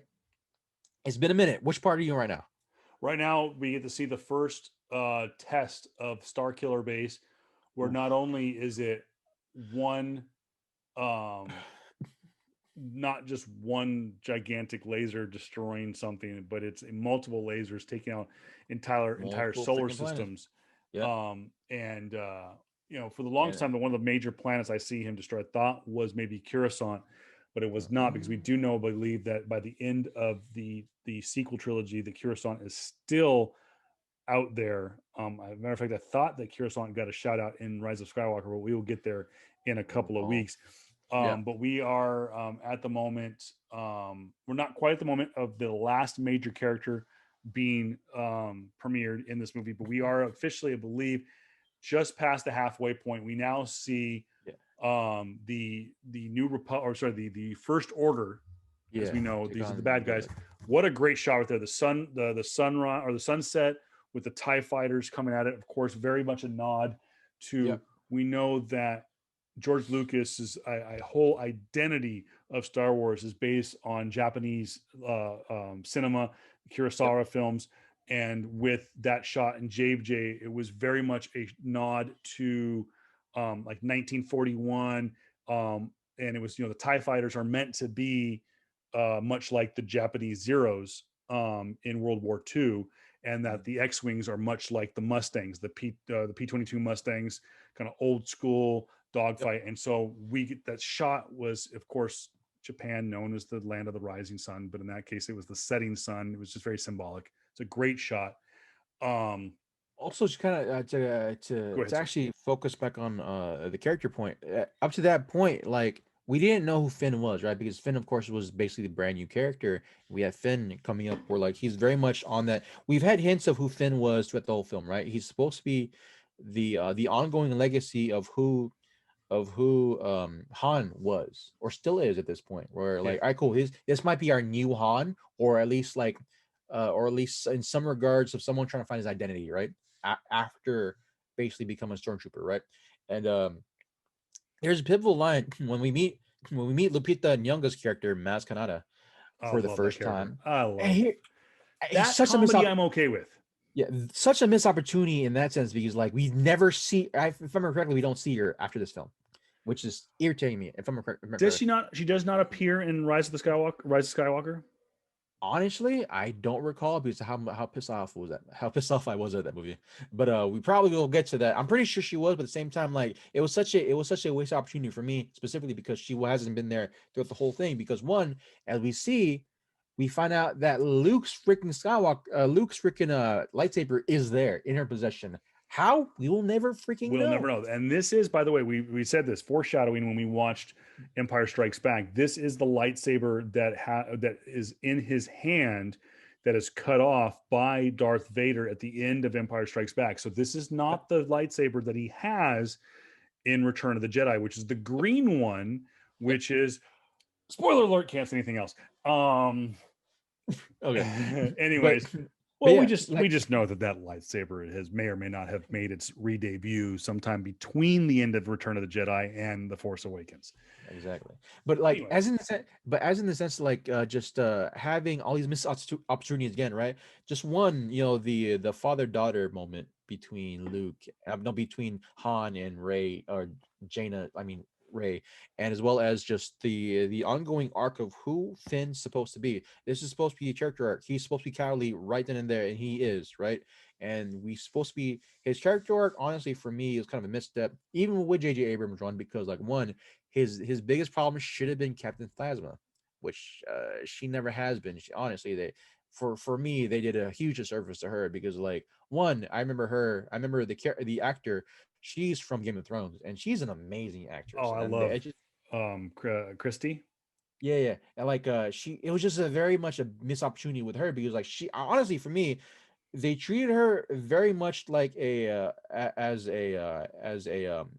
running joke type of character. When honestly, she should have been the second scariest thing behind Kylo. She should have been the second scariest thing behind Kylo, but she wasn't, and that's sad. Which part are you on Yeah, now? total missed opportunity with Captain Phasma. We are at they re-debut the Force Awakens debut of Rogue Squadron. We get to see Poe Dameron and his Back. squadron. Yep. His squadron of black X-wings, which we know that in the comic book and the literature, the kind of the epilogue to, or the prologue rather, to the movie is that Poe Dameron is the leader of an elite. Yep. Now in Star Wars lore, the Rogue Squadron is the elite of Yep. Of X-wing fighters, and we will find that out in Kathleen Kennedy's. No, not Kathleen Kennedy. I apologize. Patty Jenkins' feature film in the Star Wars canon in a couple of years. But we do know that in the prologue to this movie is that Poe Dameron's squadron of Rogue X-wing fighters. So he's got like an offshoot of Rogue Squadron that is the elite of the elite, and that's where the black X-wings. I think most of them are black, anyways. But like Poe Dameron is the baddest man to fly right now. Yeah. In the entire galaxy. Yep. And that's the scene that we were just coming up with, where that quote Rogue Squadron comes out of nowhere to help save the and again Han going, it's the Resistance. Now, by the way, I have a friend of mine, cheap plug for his podcast. It's called Drafting the Magic. That was actually that was not an intentional cough. I was just trying to clear my throat. Sure. But Drafting the Magic, they talk about they draft different Disney and Disney resort attractions and stuff like that, kind of like an NFL draft. Mm-hmm. Both of the hosts worked at Disney, and the constant talk about Rise of the Resistance, the ride, I've never been to Galaxy's Edge. I've not been to Disneyland in probably about, my son's 7 now, probably in about 6 years. Mm-hmm. And I am dying to go to Galaxy's Edge, and I want to get a lightsaber at I think it's Maz's Katina. But I want to go to, but every time I hear the Resistance, I think of Rise of the Resistance, and people have said that it is the best ride at Disneyland. So I don't know. I'm just very, very intrigued by it. But yeah, we're at the point. I think we're now at the moment where Kylo realizes that Rey is one with the Force. I think he feels it in her. Where he stops her. Where he forced. That's the thing. Like his specific. I actually want to talk about his Force powers real quick. Where like he doesn't have necessarily. He hasn't shown Force push, but he does Force. It's not even Force choke necessarily either. It's more like a Force stasis. Yeah, it's like a Force stasis where like he stops a person in place, and of course he has Jedi mind tricks. He has the mind trick phase, and he has telekinesis in a certain extent too. But like this is also the scene where I do love where we get a lightsaber perk up from a character that is not Kylo Ren, and we have Finn. After Lupita, the youngest character, says that after he says like I need a weapon, she's like you have one, right? And it's the lightsaber. And like for me at this point, I felt like such a waste of opportunity specifically for Finn in this aspect. He's like, yo, okay, cool. If they were kind of tossing up and down on like whether or not who is going to be the Jedi in this aspect. I'm like, they both could possibly be. They're both, Yeah, it was a they're both toss-up. Jedi. Yeah, they're both Force influence, and like it should have been that. Which scene are you right now? There she is. Oh, you talking about Leia? There she is. Ah, When I man. met her, she was royalty. And Oh. then there's C3PO That right there, like, all right, cool, yeah, okay. So this with the is a red arm. callback. Did not know this. Right. Did not know this. That in the entire trilogy, original trilogy, when they originally released the movie, could have been digitally repaired, that C3PO only had one gold leg. His left leg is silver. That they, I think the story went that they could not afford to complete the costume in 1977, so they shot around it. And when they needed him to be in full costume, they could only afford to have the like a nickel plated, and they couldn't get it painted the right color, so they just left it. And you hardly ever notice it, but yeah, in at least in A New Hope, he is different, got two different colored legs, and I believe they kept it that way. But it's like a what do they call that? A Mandela effect. Is that C3PO does not have two gold legs. However, when his costume, when his suit or his armor is completed, in I believe episode 2, because we know that when we originally see C3PO, he's incomplete. He just has his guts. That's when young Anakin Skywalker is working on him on Tatooine. But no, so it's kind of I think it's kind of a nod in this, is that C3PO has seen battle, because there's something symbolic about a droid with a red arm is symbolic of him seeing action. But it's also, I think someone said it's a nod to he has two different colored arms, much like he had two different colored legs in the original trilogy. Of course, we get to see the infamous bromance raise up here. Oh man, that bromance is amazing. I like when he says, that's my jacket. He goes, oh, you take it? He goes, no. It suits you. It suits you. And people right there, he goes, why didn't he kiss him? And I'm like, because we weren't ready to see that yet. No. You're my bro. That's the rule, bro. You're my bro. And to answer those rumors, really and truly, really in your heart of hearts, if you had made those characters fall in love with one another, it would have been distracting from the movie. Let's just say a perfect world. None of us gave a shit about homosexuality. Yeah. Okay. I still think that Poe and Finn having an actual love relationship in the movie would have been a distraction, because I don't think it was right. If you could have put a female in one of those two parts, and it still would have been a distraction. It made no sense. And I think a lot of it had to do with the fact that people were hoping that it was going to be Rey and Finn. But I think that both. I think that was okay with neither one of them having a love interest. Well, I think for me specifically, at this point of the story, they had like maybe 10 minutes of screen time together. Yeah. Like, and I know right now that they're best buds. I'm like, at that point, maybe if it came to the third series, the third film of the series, maybe they could play around with it. But then obviously at that point, I'm like, it would have been weird, because like, one, they literally had maybe 10 minutes of screen time together at that point, and now they're just the best of buds. Now BB-8 and R2-D2 for the first time on screen together. That was another moment that a lot of people couldn't wait for. Yeah.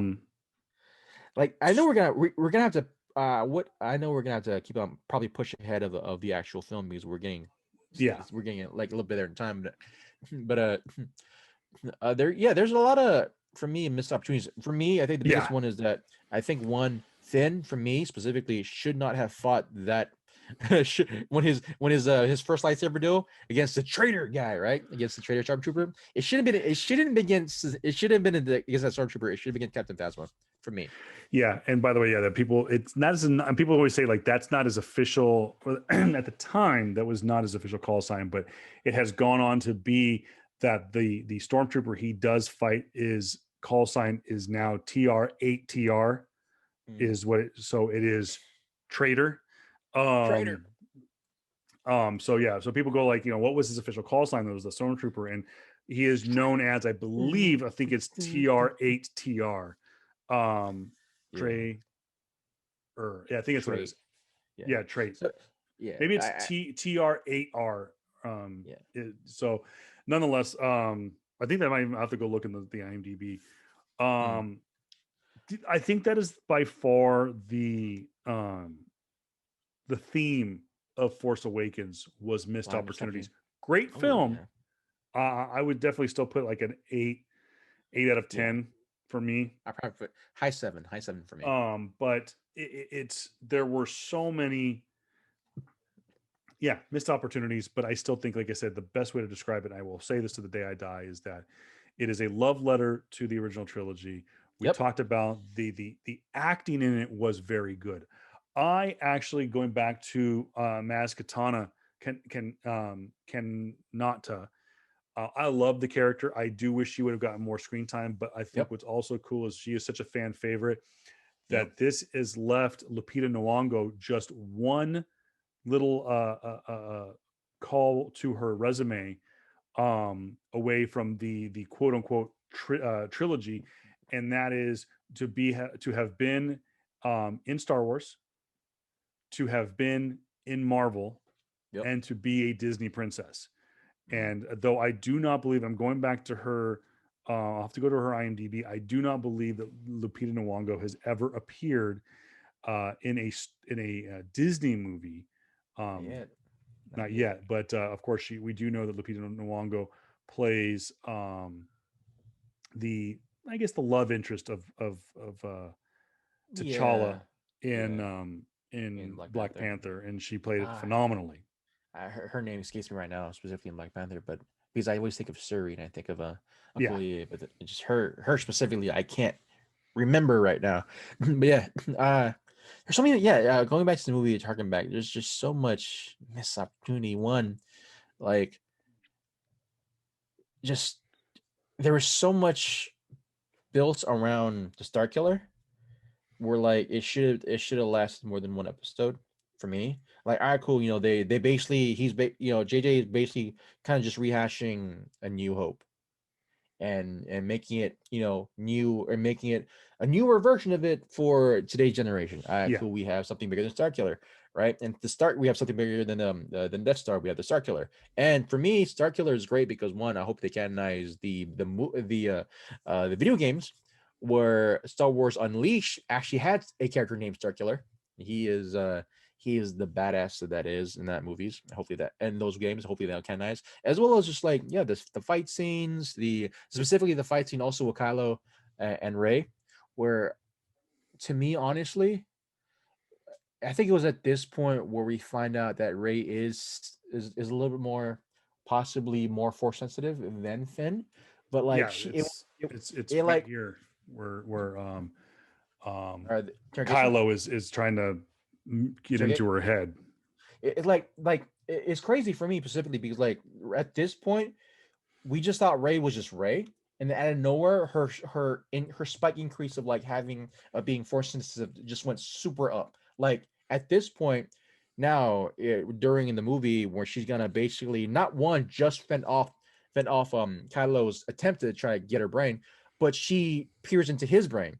So now a person who was basically trained by the greatest Jedi that has ever existed up to this point, in Luke Skywalker, both in the Jedi, in the way of the Jedi, as well as the way of the lightsaber sword Jedi, is now kind of being outclassed by a literal nobody. But really and truly, I mean, and I know she is a literal nobody, and of course we learn down the road that she actually is a somebody. But Luke was kind of the same way. He was, the little farm boy off of Tatooine, and we do know what his lineage was. Because there is a prequel trilogy that explains that Luke was born to a queen, and born to a Jedi Knight.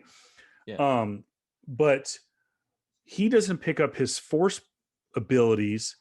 I mean, he picks up the lightsaber. He's able to yield a lightsaber for the beginning of the movie and stuff like that. And he starts to have kind of garner his Force powers near the end and the start of second, near the yeah end of the first movie and then near the start of the second movie. And this one, literally, she at this point has maybe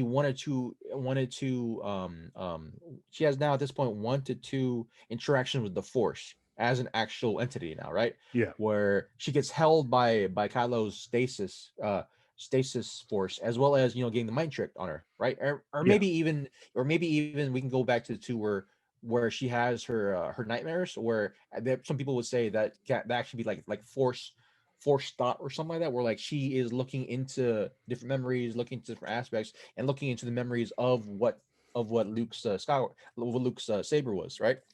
But at this point, after her whole ordeal with Kylo, like she starts out of nowhere. Oh, I got Jedi mind. I can do Jedi mind tricks now. I can do Jedi mind power stuff now, right? I had no iteration of what these powers were before, but now I can just say, "Hey, Stormtrooper, you're gonna unlock me from my restraints and leave the room out of nowhere."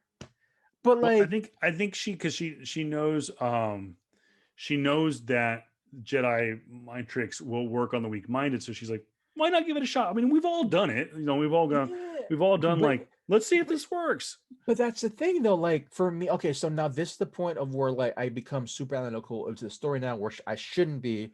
I should just be. I should just hold my disbelief, right? But then at this point, it just got so glaring. Like, yo, literally about 30 to 40 minutes ago, you were saying, "Oh, the Jedi. I thought they were a myth. They're real now." Oh, snap! And then out of nowhere, oh, these are not the droids you're looking for. Out of nowhere, I'm like, But okay. she knows of the history. I mean, she's a historian. She sits there. She goes, Han Mm, Solo, you're the one that fought. I mean, she knows mm, everything. She's like us. She's the nerd. She knows, like, oh my mm. gosh, Han, you made the Kessel run in 14 seconds.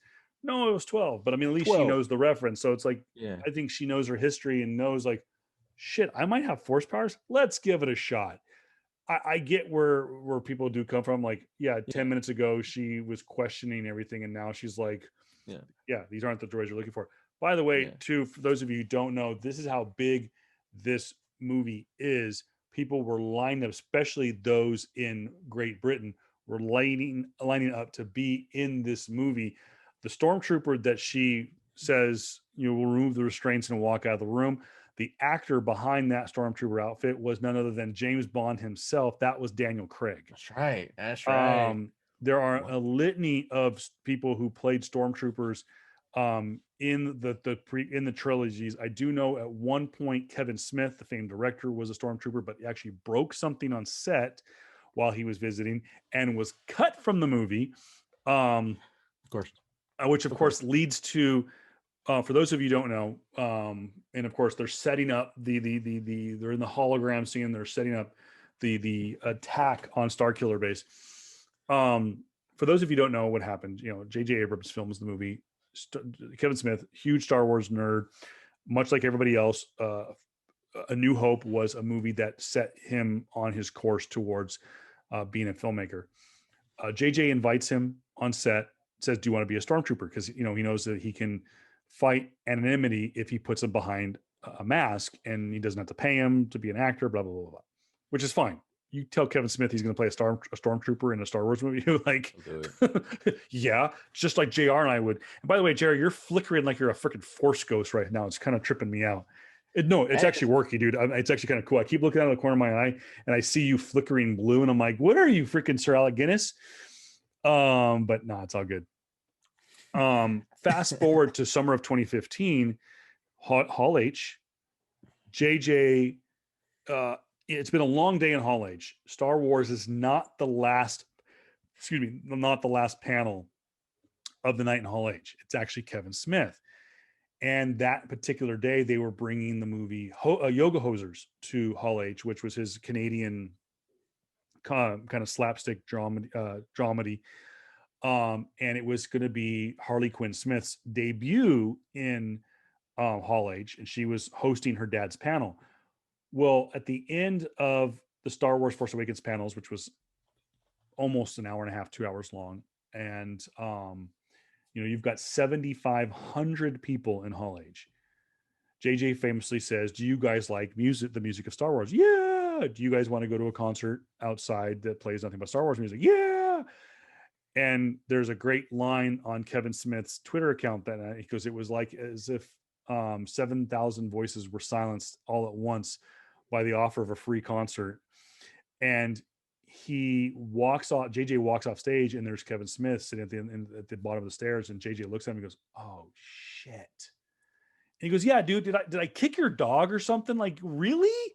And he goes, "Oh, Kev, I'm so sorry." And to this day, Kevin even jokes around that this was his payback, that JJ emptied Hall H because he broke something on set. And when Kevin saw the finished movie, he goes, "The fuck, dude? You empty Hall H for my daughter's panel and you cut me from the movie? What the hell?" And so obviously Kevin Smith inevitably was in Rise of Skywalker as basically a bum. So James Bond is a stormtrooper. We do know that also Harry and William, the Dukes of Essenberg? the princes of England, were also stormtroopers, I believe, in this one, but they are uncredited. So a lot of people lined up to be stormtroopers. I will say too that I think I do know some in the later parts of the prequel sequel as well as the current trilogy, a lot more British actors too. I think the sway from American to British actors has gone to the latter parts of the last two trilogies now. And the heavy influence of Star Wars, specifically in our friends across the pond, is definitely huge. And it's great. I mean, two of the main characters, of course, are going to be are from the UK, and so. Yeah, so it makes no surprise to me that we got 007 there, as well as the two princes. I'm pretty sure there was also a bunch of other nods to a bunch of other actors, actresses in the other series. But just that's like what Kevin said before, man, what it would be just to be a freaking stormtrooper in one of these films. It would have been fun. Yeah, it also should be noted that people always ask, like, okay, we know now who the stormtroopers were. Most of the stormtroopers were in the Galactic Empire, in A New Hope, and maybe part of Empire, were most likely leftovers from the Clone Wars. We do know that stormtroopers still do exist in the Revenge of the Sith, but we don't get to see as many because most of it takes place in the Clone Wars. But we do know that people ask, like, okay, is it true that the clones are the stormtroopers in the middle trilogy? And Lucas has gone and said most of them are. And I think that you have people who are genuinely wanting to fight for the Empire as stormtroopers in the middle trilogy, but we find out now that it seems like, for the most part, that these are some people that want to fight for the Resistance, but a lot of slaves are now stormtroopers, like Finn, who was ripped from his family, and becomes a slave. So indoctrinated into the and you see the good come out in some of the people. So go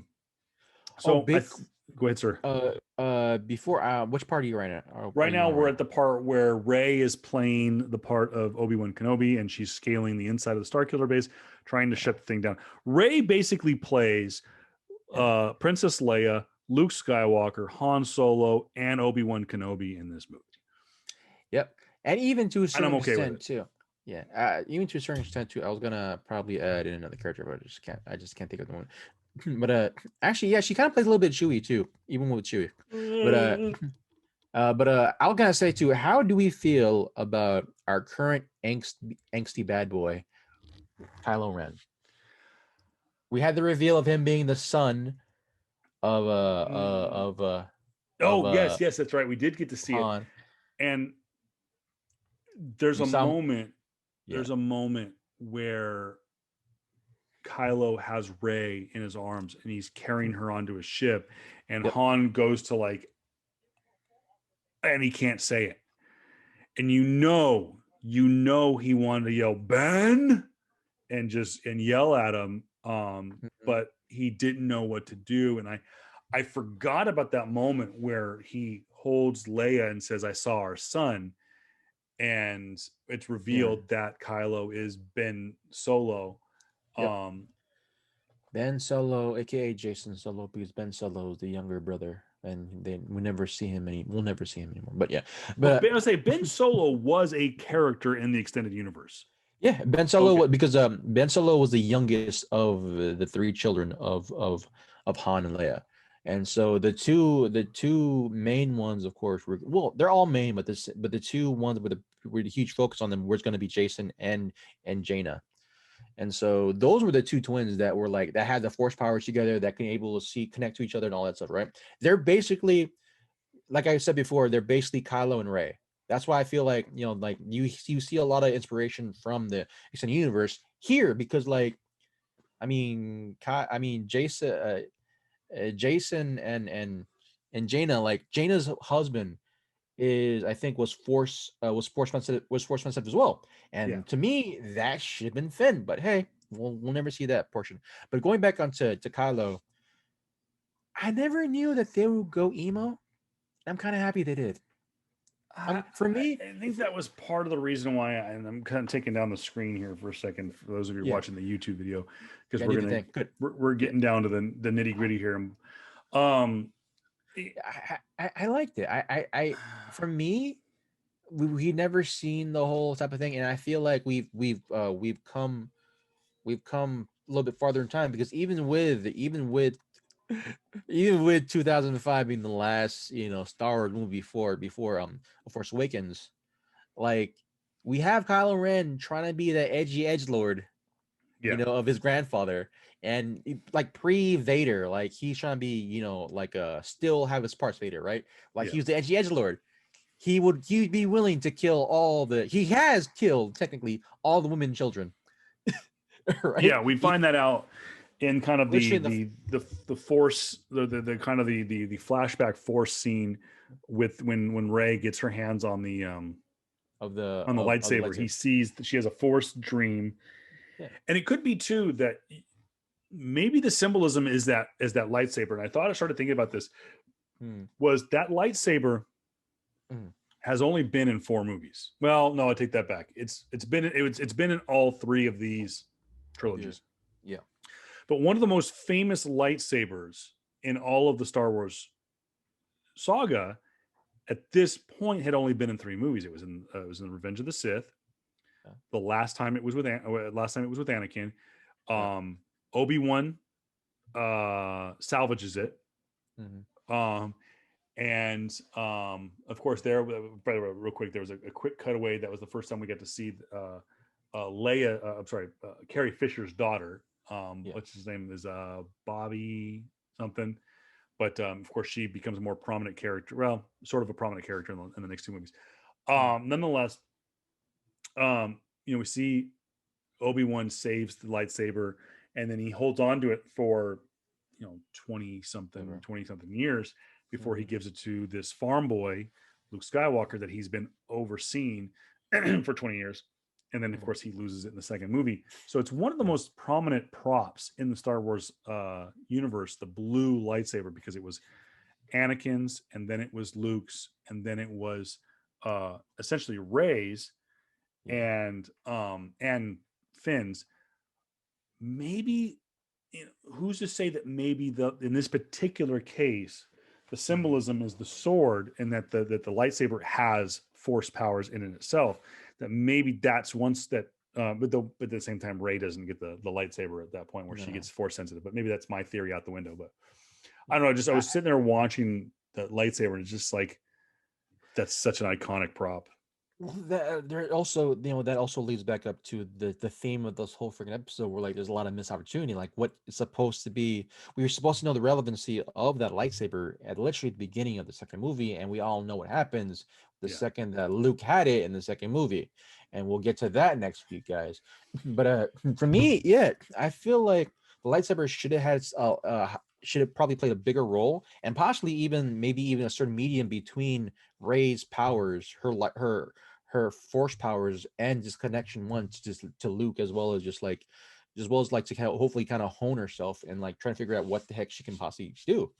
And yeah, and also to go back on freaking Kylo, I feel like, you know, Kylo knows the relevancy of that lightsaber, because one, it belonged to his grandfather, and that too, like sadly we never really figured out, you know, what his full connection to the lightsaber was, just other than the fact that one, we as a viewer knows the relevancy of the lightsaber. We Yeah. never like we're making, of course, story in the in between by thinking that, oh, that's probably something that Kylo has, because one, he's force sensitive, obviously, and then he probably knows history between that lightsaber.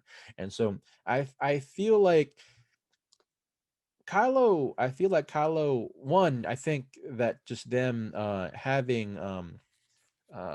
we call it Adam Driver as is a great pickup for me. I feel like Adam Driver is a great freaking actor. One, I can't, you know, it's been, I don't know why it's taken us so I don't know why it's taken Hollywood so long to actually, I don't know, you know, freaking cast people who were in the military and are actually really good actors. Yeah. And so I feel that's a good thing. And like two, three, like I I feel like Adam Driver really put his all into being Kylo, and there Absolutely. has, yeah, he and like I feel like he's definitely trying to be that moody child, right? That you know that he's definitely that moody child that goes to his room, listens to like listens to emo music, and and reads his grandfather's past stuff, right? A- And I feel like the relationship between Luke and and Kylo definitely should have been fleshed out in the view that J.J. Abrams should have had in the second movie. Sadly, we'll never see that, and sadly, we'll never see basically, for me, the full arc of what Kylo should have been. But yeah, it feels like definitely much a just what we've been calling this freaking podcast, like just a bunch of missed opportunities between one. We just want to skip on ahead to the bigger beats. I'm You sorry. want to do that? You want to skip on ahead to the bigger beats, or do you want to do that or not? Well, let's get after the. We haven't done this Yeah. in a while, and I've only got my Okay. pull list from this past week. Let's go a little flex pool. People seem to like Do this. that. We got I flex was pool. gonna, I was gonna, do the big reveal or the big twist of patricide into this moment. I'm pretty sure we get into that right now too, though. But like, do you want to What get to that, the or bridge scene? the bridge scene, as well as just We're like there right now. basically the whole act? So Well, right now we're seeing on the screen, we're seeing the big reveal, face to face, that Ben Solo is Kylo Ren, and that Kylo says that, hey, much like in the vein of Anakin and Darth Vader, the villain says, you know, and I think that's where people go like, okay, we've seen this before. The symbolism that Darth Vader says, "I killed your father. I killed Anakin Skywalker." uh, So in the go ahead, same continue, vein, dude. I'll be right. I gotta. This is off camera. I gotta use the bathroom. Give me a second. so much like in the vein of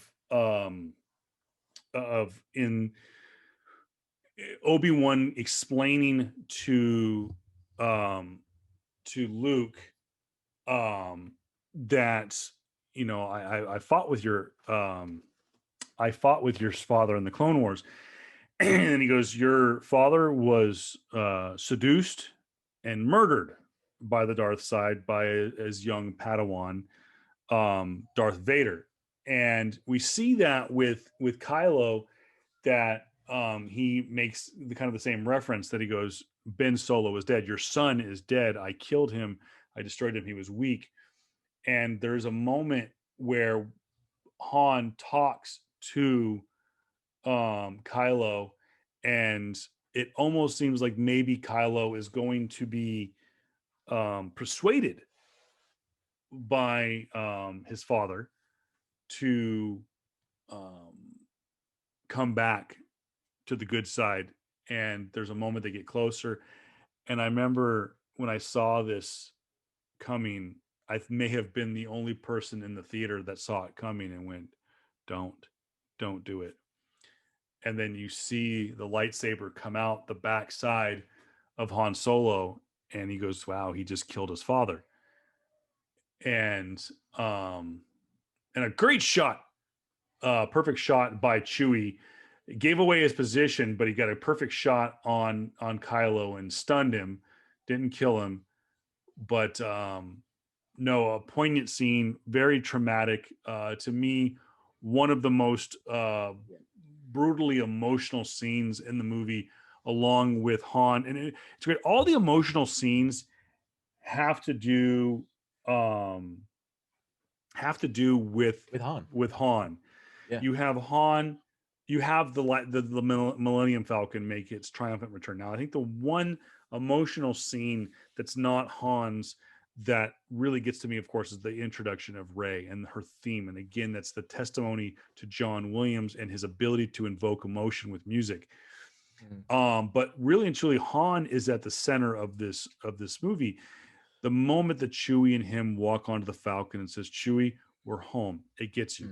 When he says to Rey and Finn, the Force, the Jedi, all of it, it's all real. It's true. That invokes emotion. Just the way the delivery by Harrison Ford.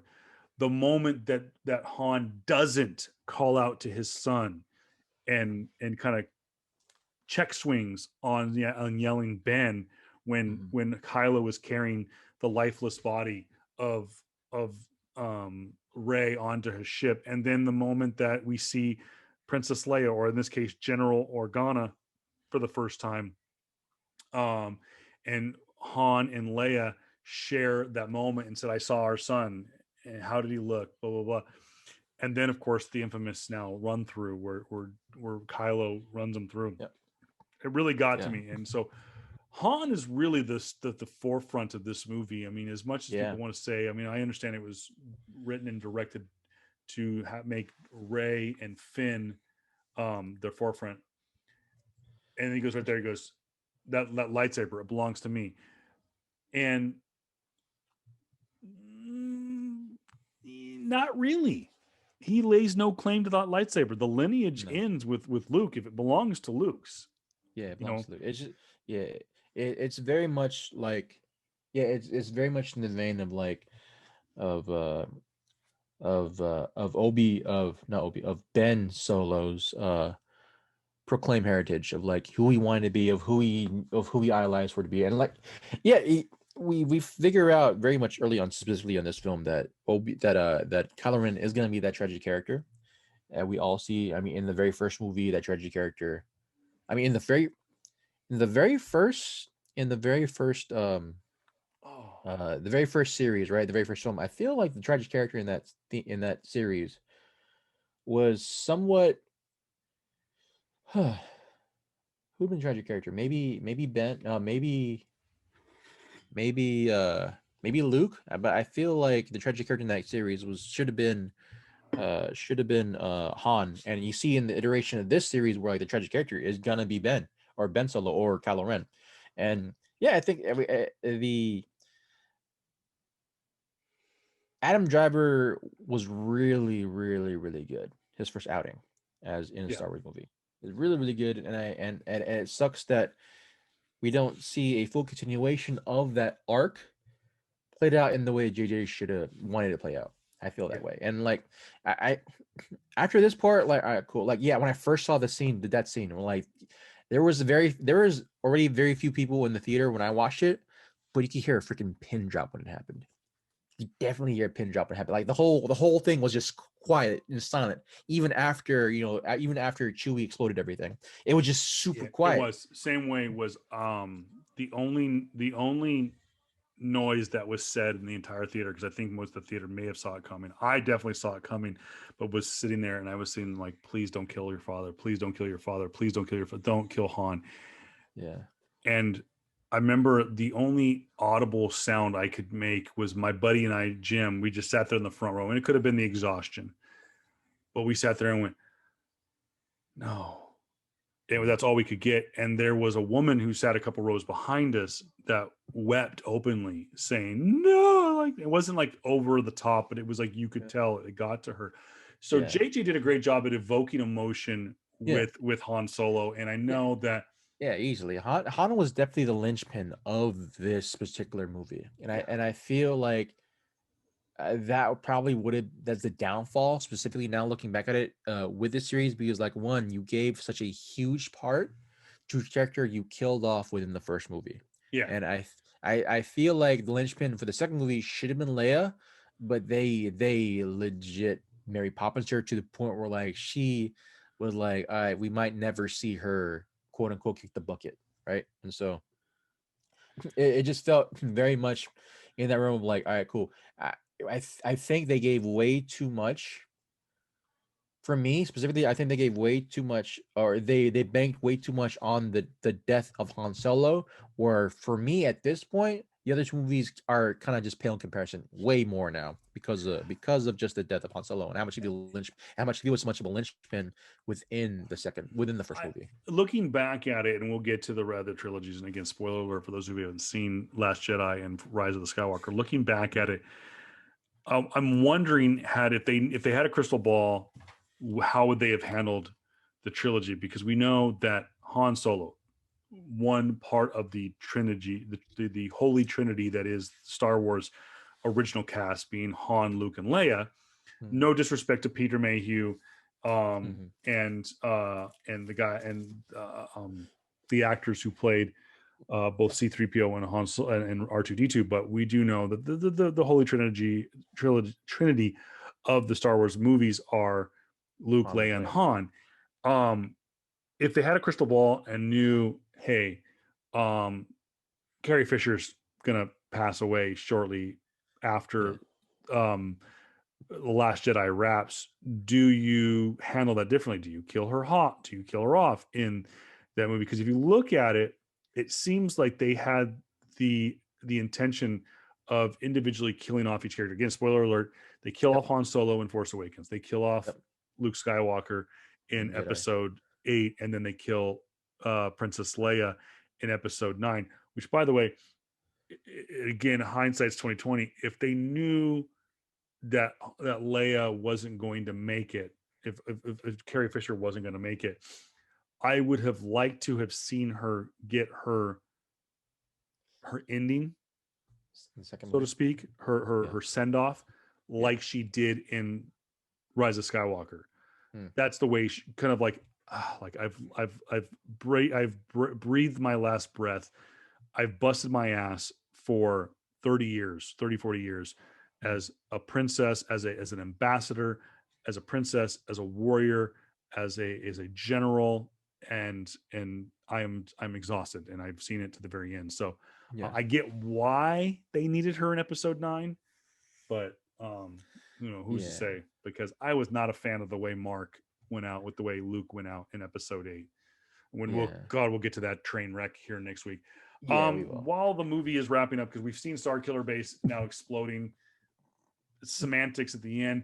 Take a look what we've gotten over the last couple of weeks. I do have a new series to add to my pool list.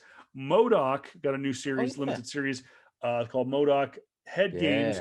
I believe this is a book based on a TV show cartoon that is coming to either Hulu or Disney Plus. It is written by Patton Oswalt. Yes, that Patton Oswalt, the actor. You know him as Agent Kearney from Agents of S.H.I.E.L.D. I think is anyways, he's in Agents of S.H.I.E.L.D. But the cool thing about this, spoiler alert about MODOK Head Games, is in this particular episode issue. By the way, Scotty Young cover, really cool cover by Scotty. And then of course we have David Nakayama, who did this cover. Great cover.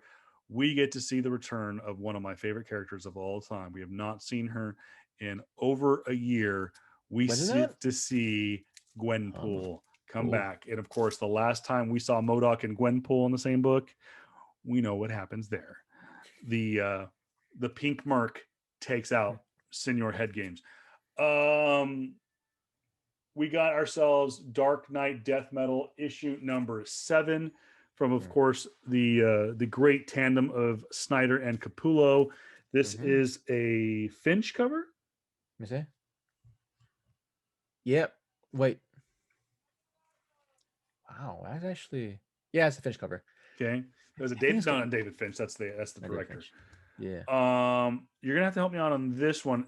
I didn't know I was getting these two books because I'd forgotten that I had to buy a bundle to get the one that I wanted. Yeah. You're gonna have to help me out with this one. This one's actually kind of a cool cover.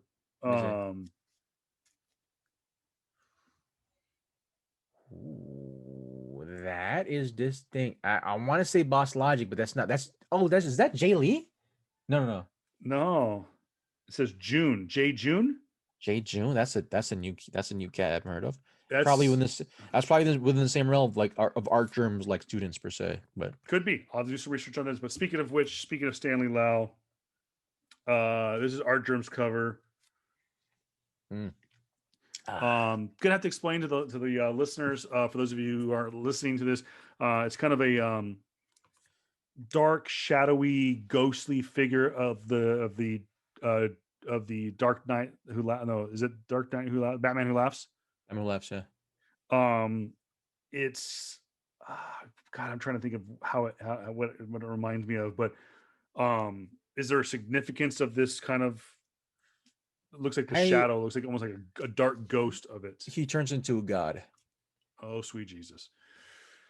We knew this was coming. Some homages to Wonder Woman 84. This is for Future State. This is Future State Wonder Woman issue number 1 from Jolie Jones. This cover is not a Jolie Jones. This is Adam Hughes.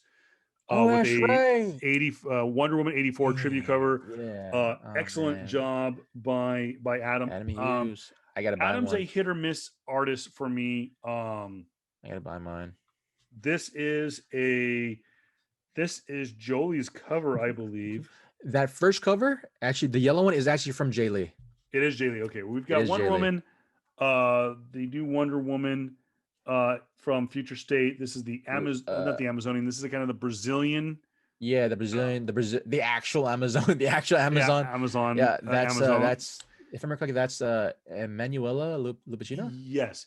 Now it should be noted that this version of Wonder Woman is rumored to already be headed to the CW. And you are correct, sir. The first one too. It is David Finch. It is David Finch. Okay. It is David Finch. Okay. We've got a Seth MacFarlane. Not Seth MacFarlane. Are you talking about McFarlane? You talking about Oh yeah. Oh fuck, that's a good one cover too. This is of course Todd McFarlane. Todd McFarlane. This is crossover number 3. Written by Donnie Cates, Jeff Shaw, D. Cuniff, and John J. Hill. It is a McFarlane cover. Just a great job by McFarlane on his baby Spawn. Hope I get that freaking cover. This is a Todd Middleton cover if I've ever seen one. This is Future State Wonder Woman number 1. Ooh. Joshua Middleton, correct? No, that looks like for Zone. You know what? No, that's what it is. I'm sorry. You're right. That was who I was thinking of. Very similar styles. Yeah. But yeah, it's very, very similar styles when you first look at it. But you can definitely tell that's for Zones because of for Zone because he's got the J.J. Abrams lens flare that's usually at the top. Yeah. And he's been drawing Wonder Woman similar for the last almost year and a half now. And I'm working on getting. I'm almost completed his run of Wonder Woman's. Middleton makes his Wonder Woman a little bit more plumper than Jennifer Zone. One of my favorite artists. He is a student of Stanley Lau, Art Germ. That is David Chu. Yeah. Derek Chu. Harley Quinn, number 1 from Future State. That's a great freaking artwork. I didn't think I was going to get this cover. This is one of the few upright kind of portrait mode that he's done. Because Chu usually does his sideways, especially with Harley. He did some great Harley Quinn covers in 2018, 2019 that I highly recommend. Yep. And then we're going to get to the great reveal here in just a second. Iron Man number 1, talk about this is not Adam Hughes. This was Come on, can't help me with this. You're talking about dang it. You're talking about. I have his name. I know I have it too. Let me check real quick. Then a new issue from a new book coming from Star Wars. This is from Marvel. It is Star Wars: The High Republic. This is going to go back into time to tell the great story of the High Republic. Issue number 1. I got 2 of them. I forgot that I got it a double up, and I had Anna add it to my. I love it. To my pile. I think Alex I'm Ross. actually Alex Ross. That's what I was thinking. Alex Ross. More art germ. Return of the Valkyrie number 1. Black King or King of the Black issue. We're down lower. Want to see it? I apologize. Oh my gosh, dude. Oh man. And then I think this is also. I don't know if this is no. It's not an art germ. This is Noto. Phil Noto. Phil did one. Oh yeah, it's Phil Noto. Great job by Valkyrie. Again, one of those covers that I had to get. I had to get to get art germ. I had to get the film, which I'm okay with. Now, of course, we're seeing the ending of Force Awakens, and this actually was directed by Rian Johnson. When we see JJ hand over the movie, was when Rey is on the ship with Finn, and he's seeing Finn lifeless bodies, and now we get to see the great reveal at the end. Rey, she is the captain of the Millennium Falcon. Ice cream. I'm just basically, this is my CGC. This is my CGC stuff. We get to see. If you have Ice Cream Man, this is a $700 book now. Jeez. 98, dude. So we see Rey. She extends her arm. She hands it to Luke. Luke has not seen this lightsaber since Empire Strikes Back, when it was that cover. That's a big time cover right there. First appearance, Dr. Farah. And Luke is looking at this, and we do know now that the direction given to him was, why did you come back? I did not want you to come back. Like, he looks at Rey almost like Teen Titans. There you first appearance of a Batman Who Laughs. Oh, gotcha. Yeah. America Chavez. That is America Chavez solo book number 1. That's cover A. That's gonna be a hot book. We got that looks like a J. Scott Campbell there. Yes, it is. First appearance of Silk. First appearance of Silk, black and white cover of Amazing Spider-Man. And we've got there she is. The debut of Silk. Yep. The Amazing Spider-Man Original Sin crossover. Original Sin. Yep, Original Sin. I was able to get that. Shout out to Empty Tunes. Got that one right before Christmas. Movie's over. Movie's over. Let this be the last topic when we say about this. How do you feel about the lightsaber nerf in the series? What do you mean? When we first see this lightsaber in the first trilogy, it is something to behold, right? It's definitely something we've never seen before, right? And something to not freaking mess around with. Yeah. And we see its awesome power, of course, in the second movie, where you see Luke's freaking hand slice off, right? And then the same thing in the third movie, and then now we have the prequel sequels, amazingly done choreography, and you see that it's a one shot. If it's a one shot, it's a one shot kill. That's it. It's game over, right? Now we specifically see in the last scene with Rey and Finn against Kylo, where you see Kylo take multiple hits to the face. We see one hit to the face, and you see multiple hits to the body, where he's okay, where he's still kind of beat up, but like he still has limbs. Yeah. With a lightsaber as well, and even to that point, the way that Finn was struck in the back. I thought about that when I first saw it, and I've gone back and I've seen, and it doesn't make it right, but it doesn't make it wrong. I've seen that move where they run him up the back. Yeah. And I've seen it done in sword fights, in medieval swords. I've seen it in sword fighting movies before. We saw it. You know who we saw it in? We saw it in Endgame. We saw Ronin do a similar move to the Japanese mob boss, the head of the what do they call those? The clan. No, Not a it's clan. It's the League of Shadows. No, not League of Shadows. what do they call? No, what do they call the Japanese mafia? Oh, you're talking about the Yakuza? The Yakuza. Oh, that's right. Yakuza. Yeah, the Yakuza. The Yeah. Yakuza boss that's in game. He does a similar movie, kind of with a katana, which is meant to be one of the sharpest swords in mythology, and the lightsaber is the mythological katana. Yeah. And he kind of runs them up. He doesn't run them through, and Yeah. I don't know why, but I've seen that before, so I extended disbelief to say, okay, that was just Kylo not wanting to, or maybe it was the only move. Who knows? In that particular movie, he couldn't get a jab in. He just kind of hit him, and maybe that'll do it. And that's still going to hurt him, and it did. It does hurt Finn in the movie. So, but for me, my thing was that literally in that same fight scene with him and Finn, you see the edges of the lightsaber, right? We even talk about the lightsabers themselves, right? But Kylo's lightsaber is like probably one of the more astounding ones we've seen, where we see one of the edges of the lightsaber pierce into Finn's shoulder. Shoulders, yes, with the and like it goes straight through with the crossblade, and that's cool to look at. And I think the only reason why I got back to the film made me realize that it's a Disney film now is that one, we have two characters get kind of not run through, but like it's kind of sliced through, and they're semi A-okay when it comes to this, right? Like you got Kylo Ren who had literally a freaking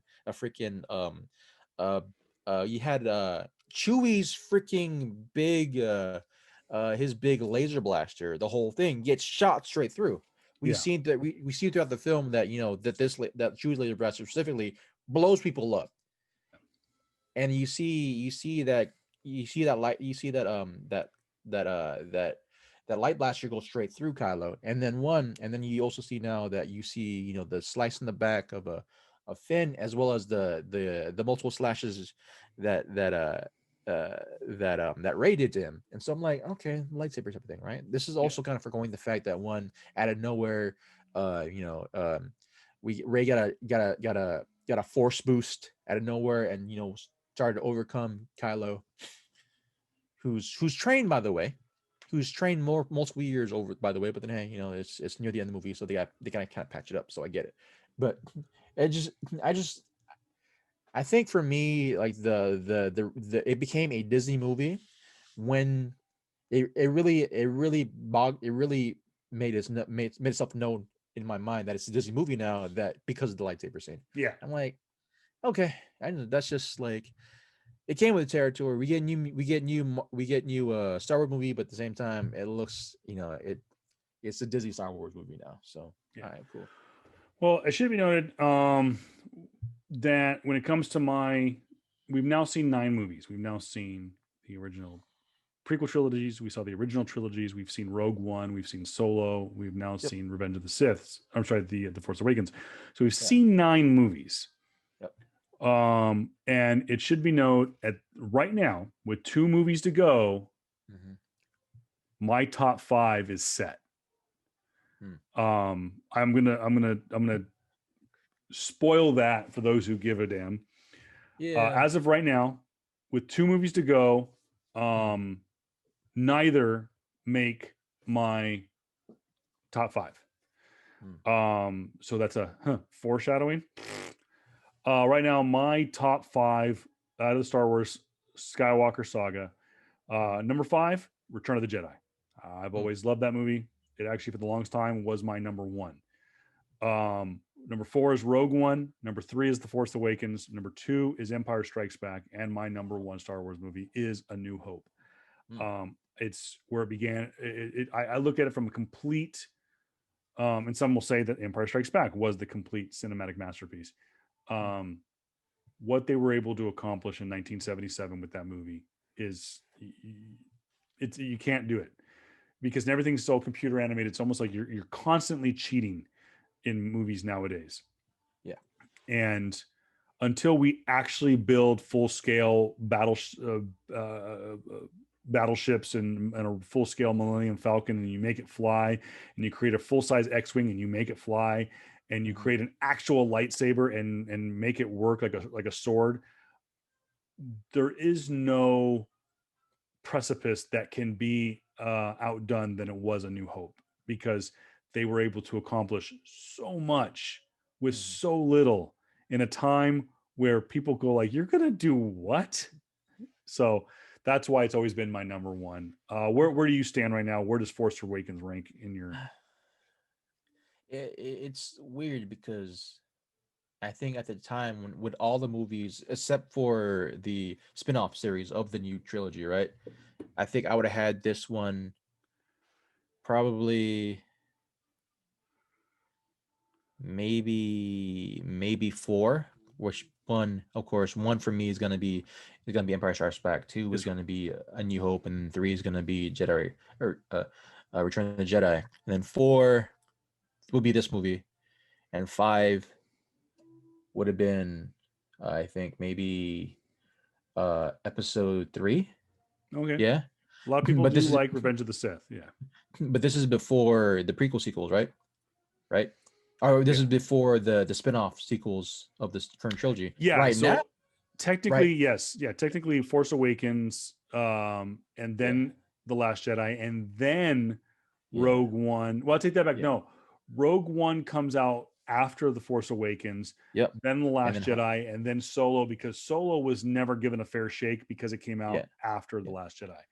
I think in the totality though, if we are giving our actual 5, this would be number 5, while 4 would have been Han. Yeah. Well, I do have one last reveal. Okay. We did this actually on we kind of simulcast this on our Instagram when I did this unboxing, but this I've been wanting for over a year now. COVID kind of put a kibosh on it. Chick in her infinite abilities was not able to get a hold of this, even though she's an official Sideshow dealer. I managed to get this. I will get this signed whenever we get to go back to cons, because Jolie Jones is a phenomenal artist. She's a phenomenal creator. She is the reason why I'm buying the Wonder Woman First State. What do they call it? Final State. Oh yeah, Future State. She's the only reason why I'm buying that series, because I think she's an amazing creator. But this statue I've wanted. I'm not a statue guy. When I buy one, it's got to mean something. And like I said, I have a Supergirl. I have an Art Germ. I have a Michael Turner. I have a Batgirl that's a Jolie Jones. They did get the Bad Robot plug in here. It's at the very end of the movie. And I never seen it this far into the movie because there's no Easter egg at the end. But I did get this. I fell in love with Jolie Jones at WonderCon in 2019 when I found a Batgirl selfie statue there for a killer price. Got her to sign it. I remember the look in her eyes of just the genuine love for her own artwork, and just like how impressed she was and whatnot. But this was something that I've wanted for about a year now. And this is the wedding dress from Batman 50. Of course, it was to be the wedding of Selena Kyle and Bruce Wayne. It inevitably did not happen. But a very, very famous wedding dress really kind of surpassed the actual book itself. It was bigger than the book itself. Was the wedding dress, and like most weddings, that's what it is. It's the bride's dress. I did mention when I did the unveiling on the unboxing was that the only artwork that could surpass Jolie Jones's artwork. And I hope I'm saying, is it Jolie or Joelle? It's J. I always say Joelle. Joelle. The only thing that could surpass her artwork was that Natalie Saunders also does a virgin variant of this wedding dress, and it comes across as like when a designer does a sketch of a dress for a model, or in this case for a bride. That's what it came across, and it was very well done. Natalie Saunders, when she's on, she's hard, she's tough to beat.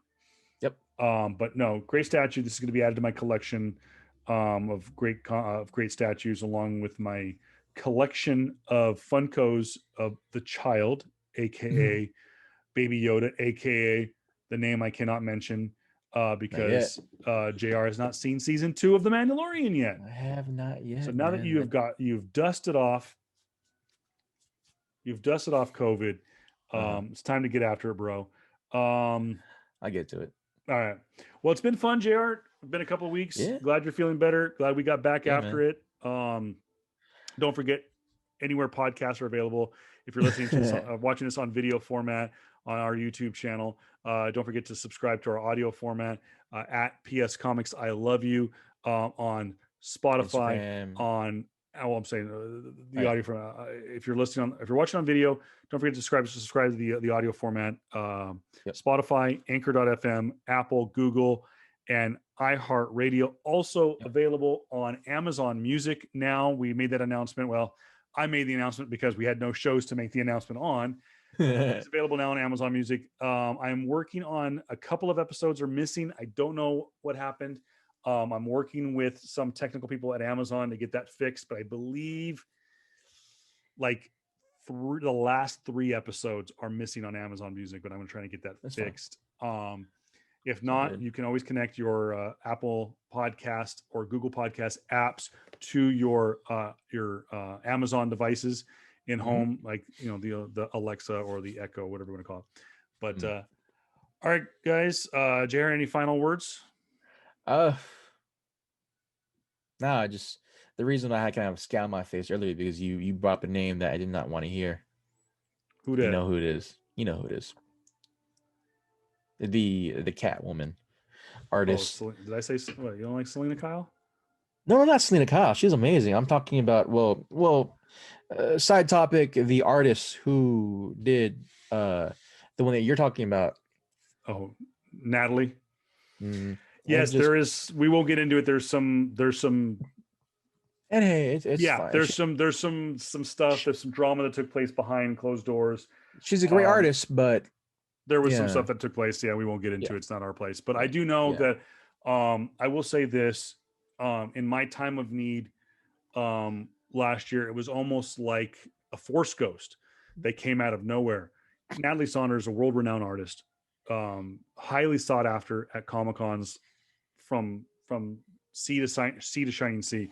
At random, texted me on Instagram when I was going through a difficult part of my life last fall, and she was going through a similar situation. I'm not going to get into her situation. I'm not going to get into my situation. It's not my place. But both the two of us were going through very tough personal times in our life, and totally broke down the quote celebrity wall and just talked like a human being.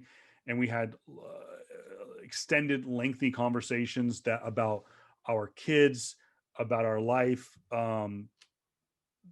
education, work, not talking nerd stuff, not talking comic books. She was genuinely there. And it was just totally random that she came to my aid. And it was just, she kind of told me some supportive words when I was going through a very tough time in my life. So there's some drama, there's some bullshit that kind of arose over the last year or so.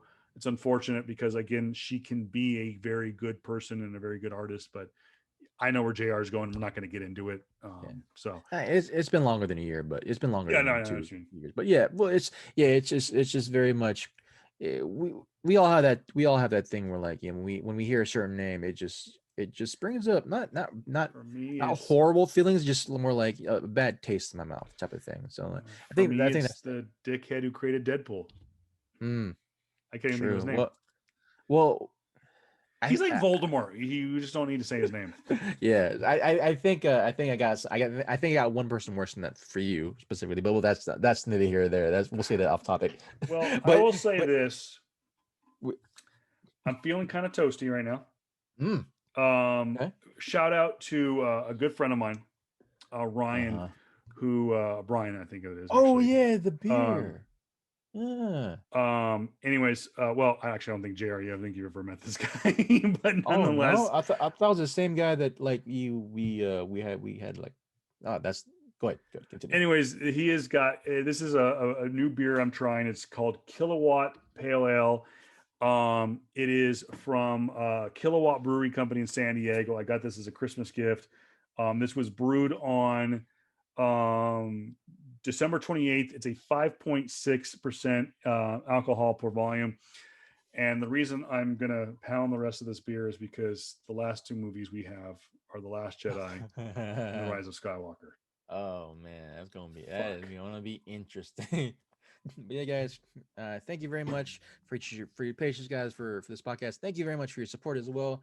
Continue to hit us up on all of our social medias. Continue to like us on our Facebook, guys. Like us on our Twitter, and we are still doing that giveaway the second we get $100 on our platform. Oh hell yeah! And I will try to sweeten the pot and try to add more stuff to it to hopefully garner up more interest and to garner up more things, and just as a just for the giveaway. But yeah, continue to support us on our social media, guys. Thank you very much for listening, for tuning into us every single week, guys. Except for the last 2 weeks that my ass has been sick. But yeah, I definitely give my big ups to my homie right here, man.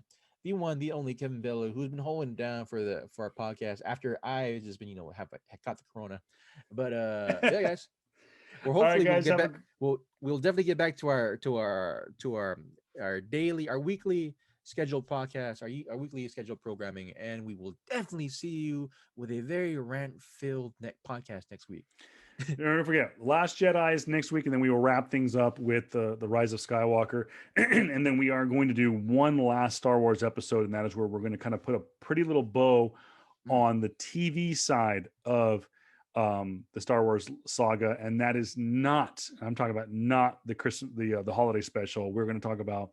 We're going to try to cram all of the cartoons and TV shows into one episode. That's going to include the Clone Wars, Rebels, and the Mandalorian season 1 and 2, as well as others that are kind of sprinkled out throughout the Skywalker saga. So anyways, guys, enjoy the rest of your week. We will be back next week for The Last Jedi.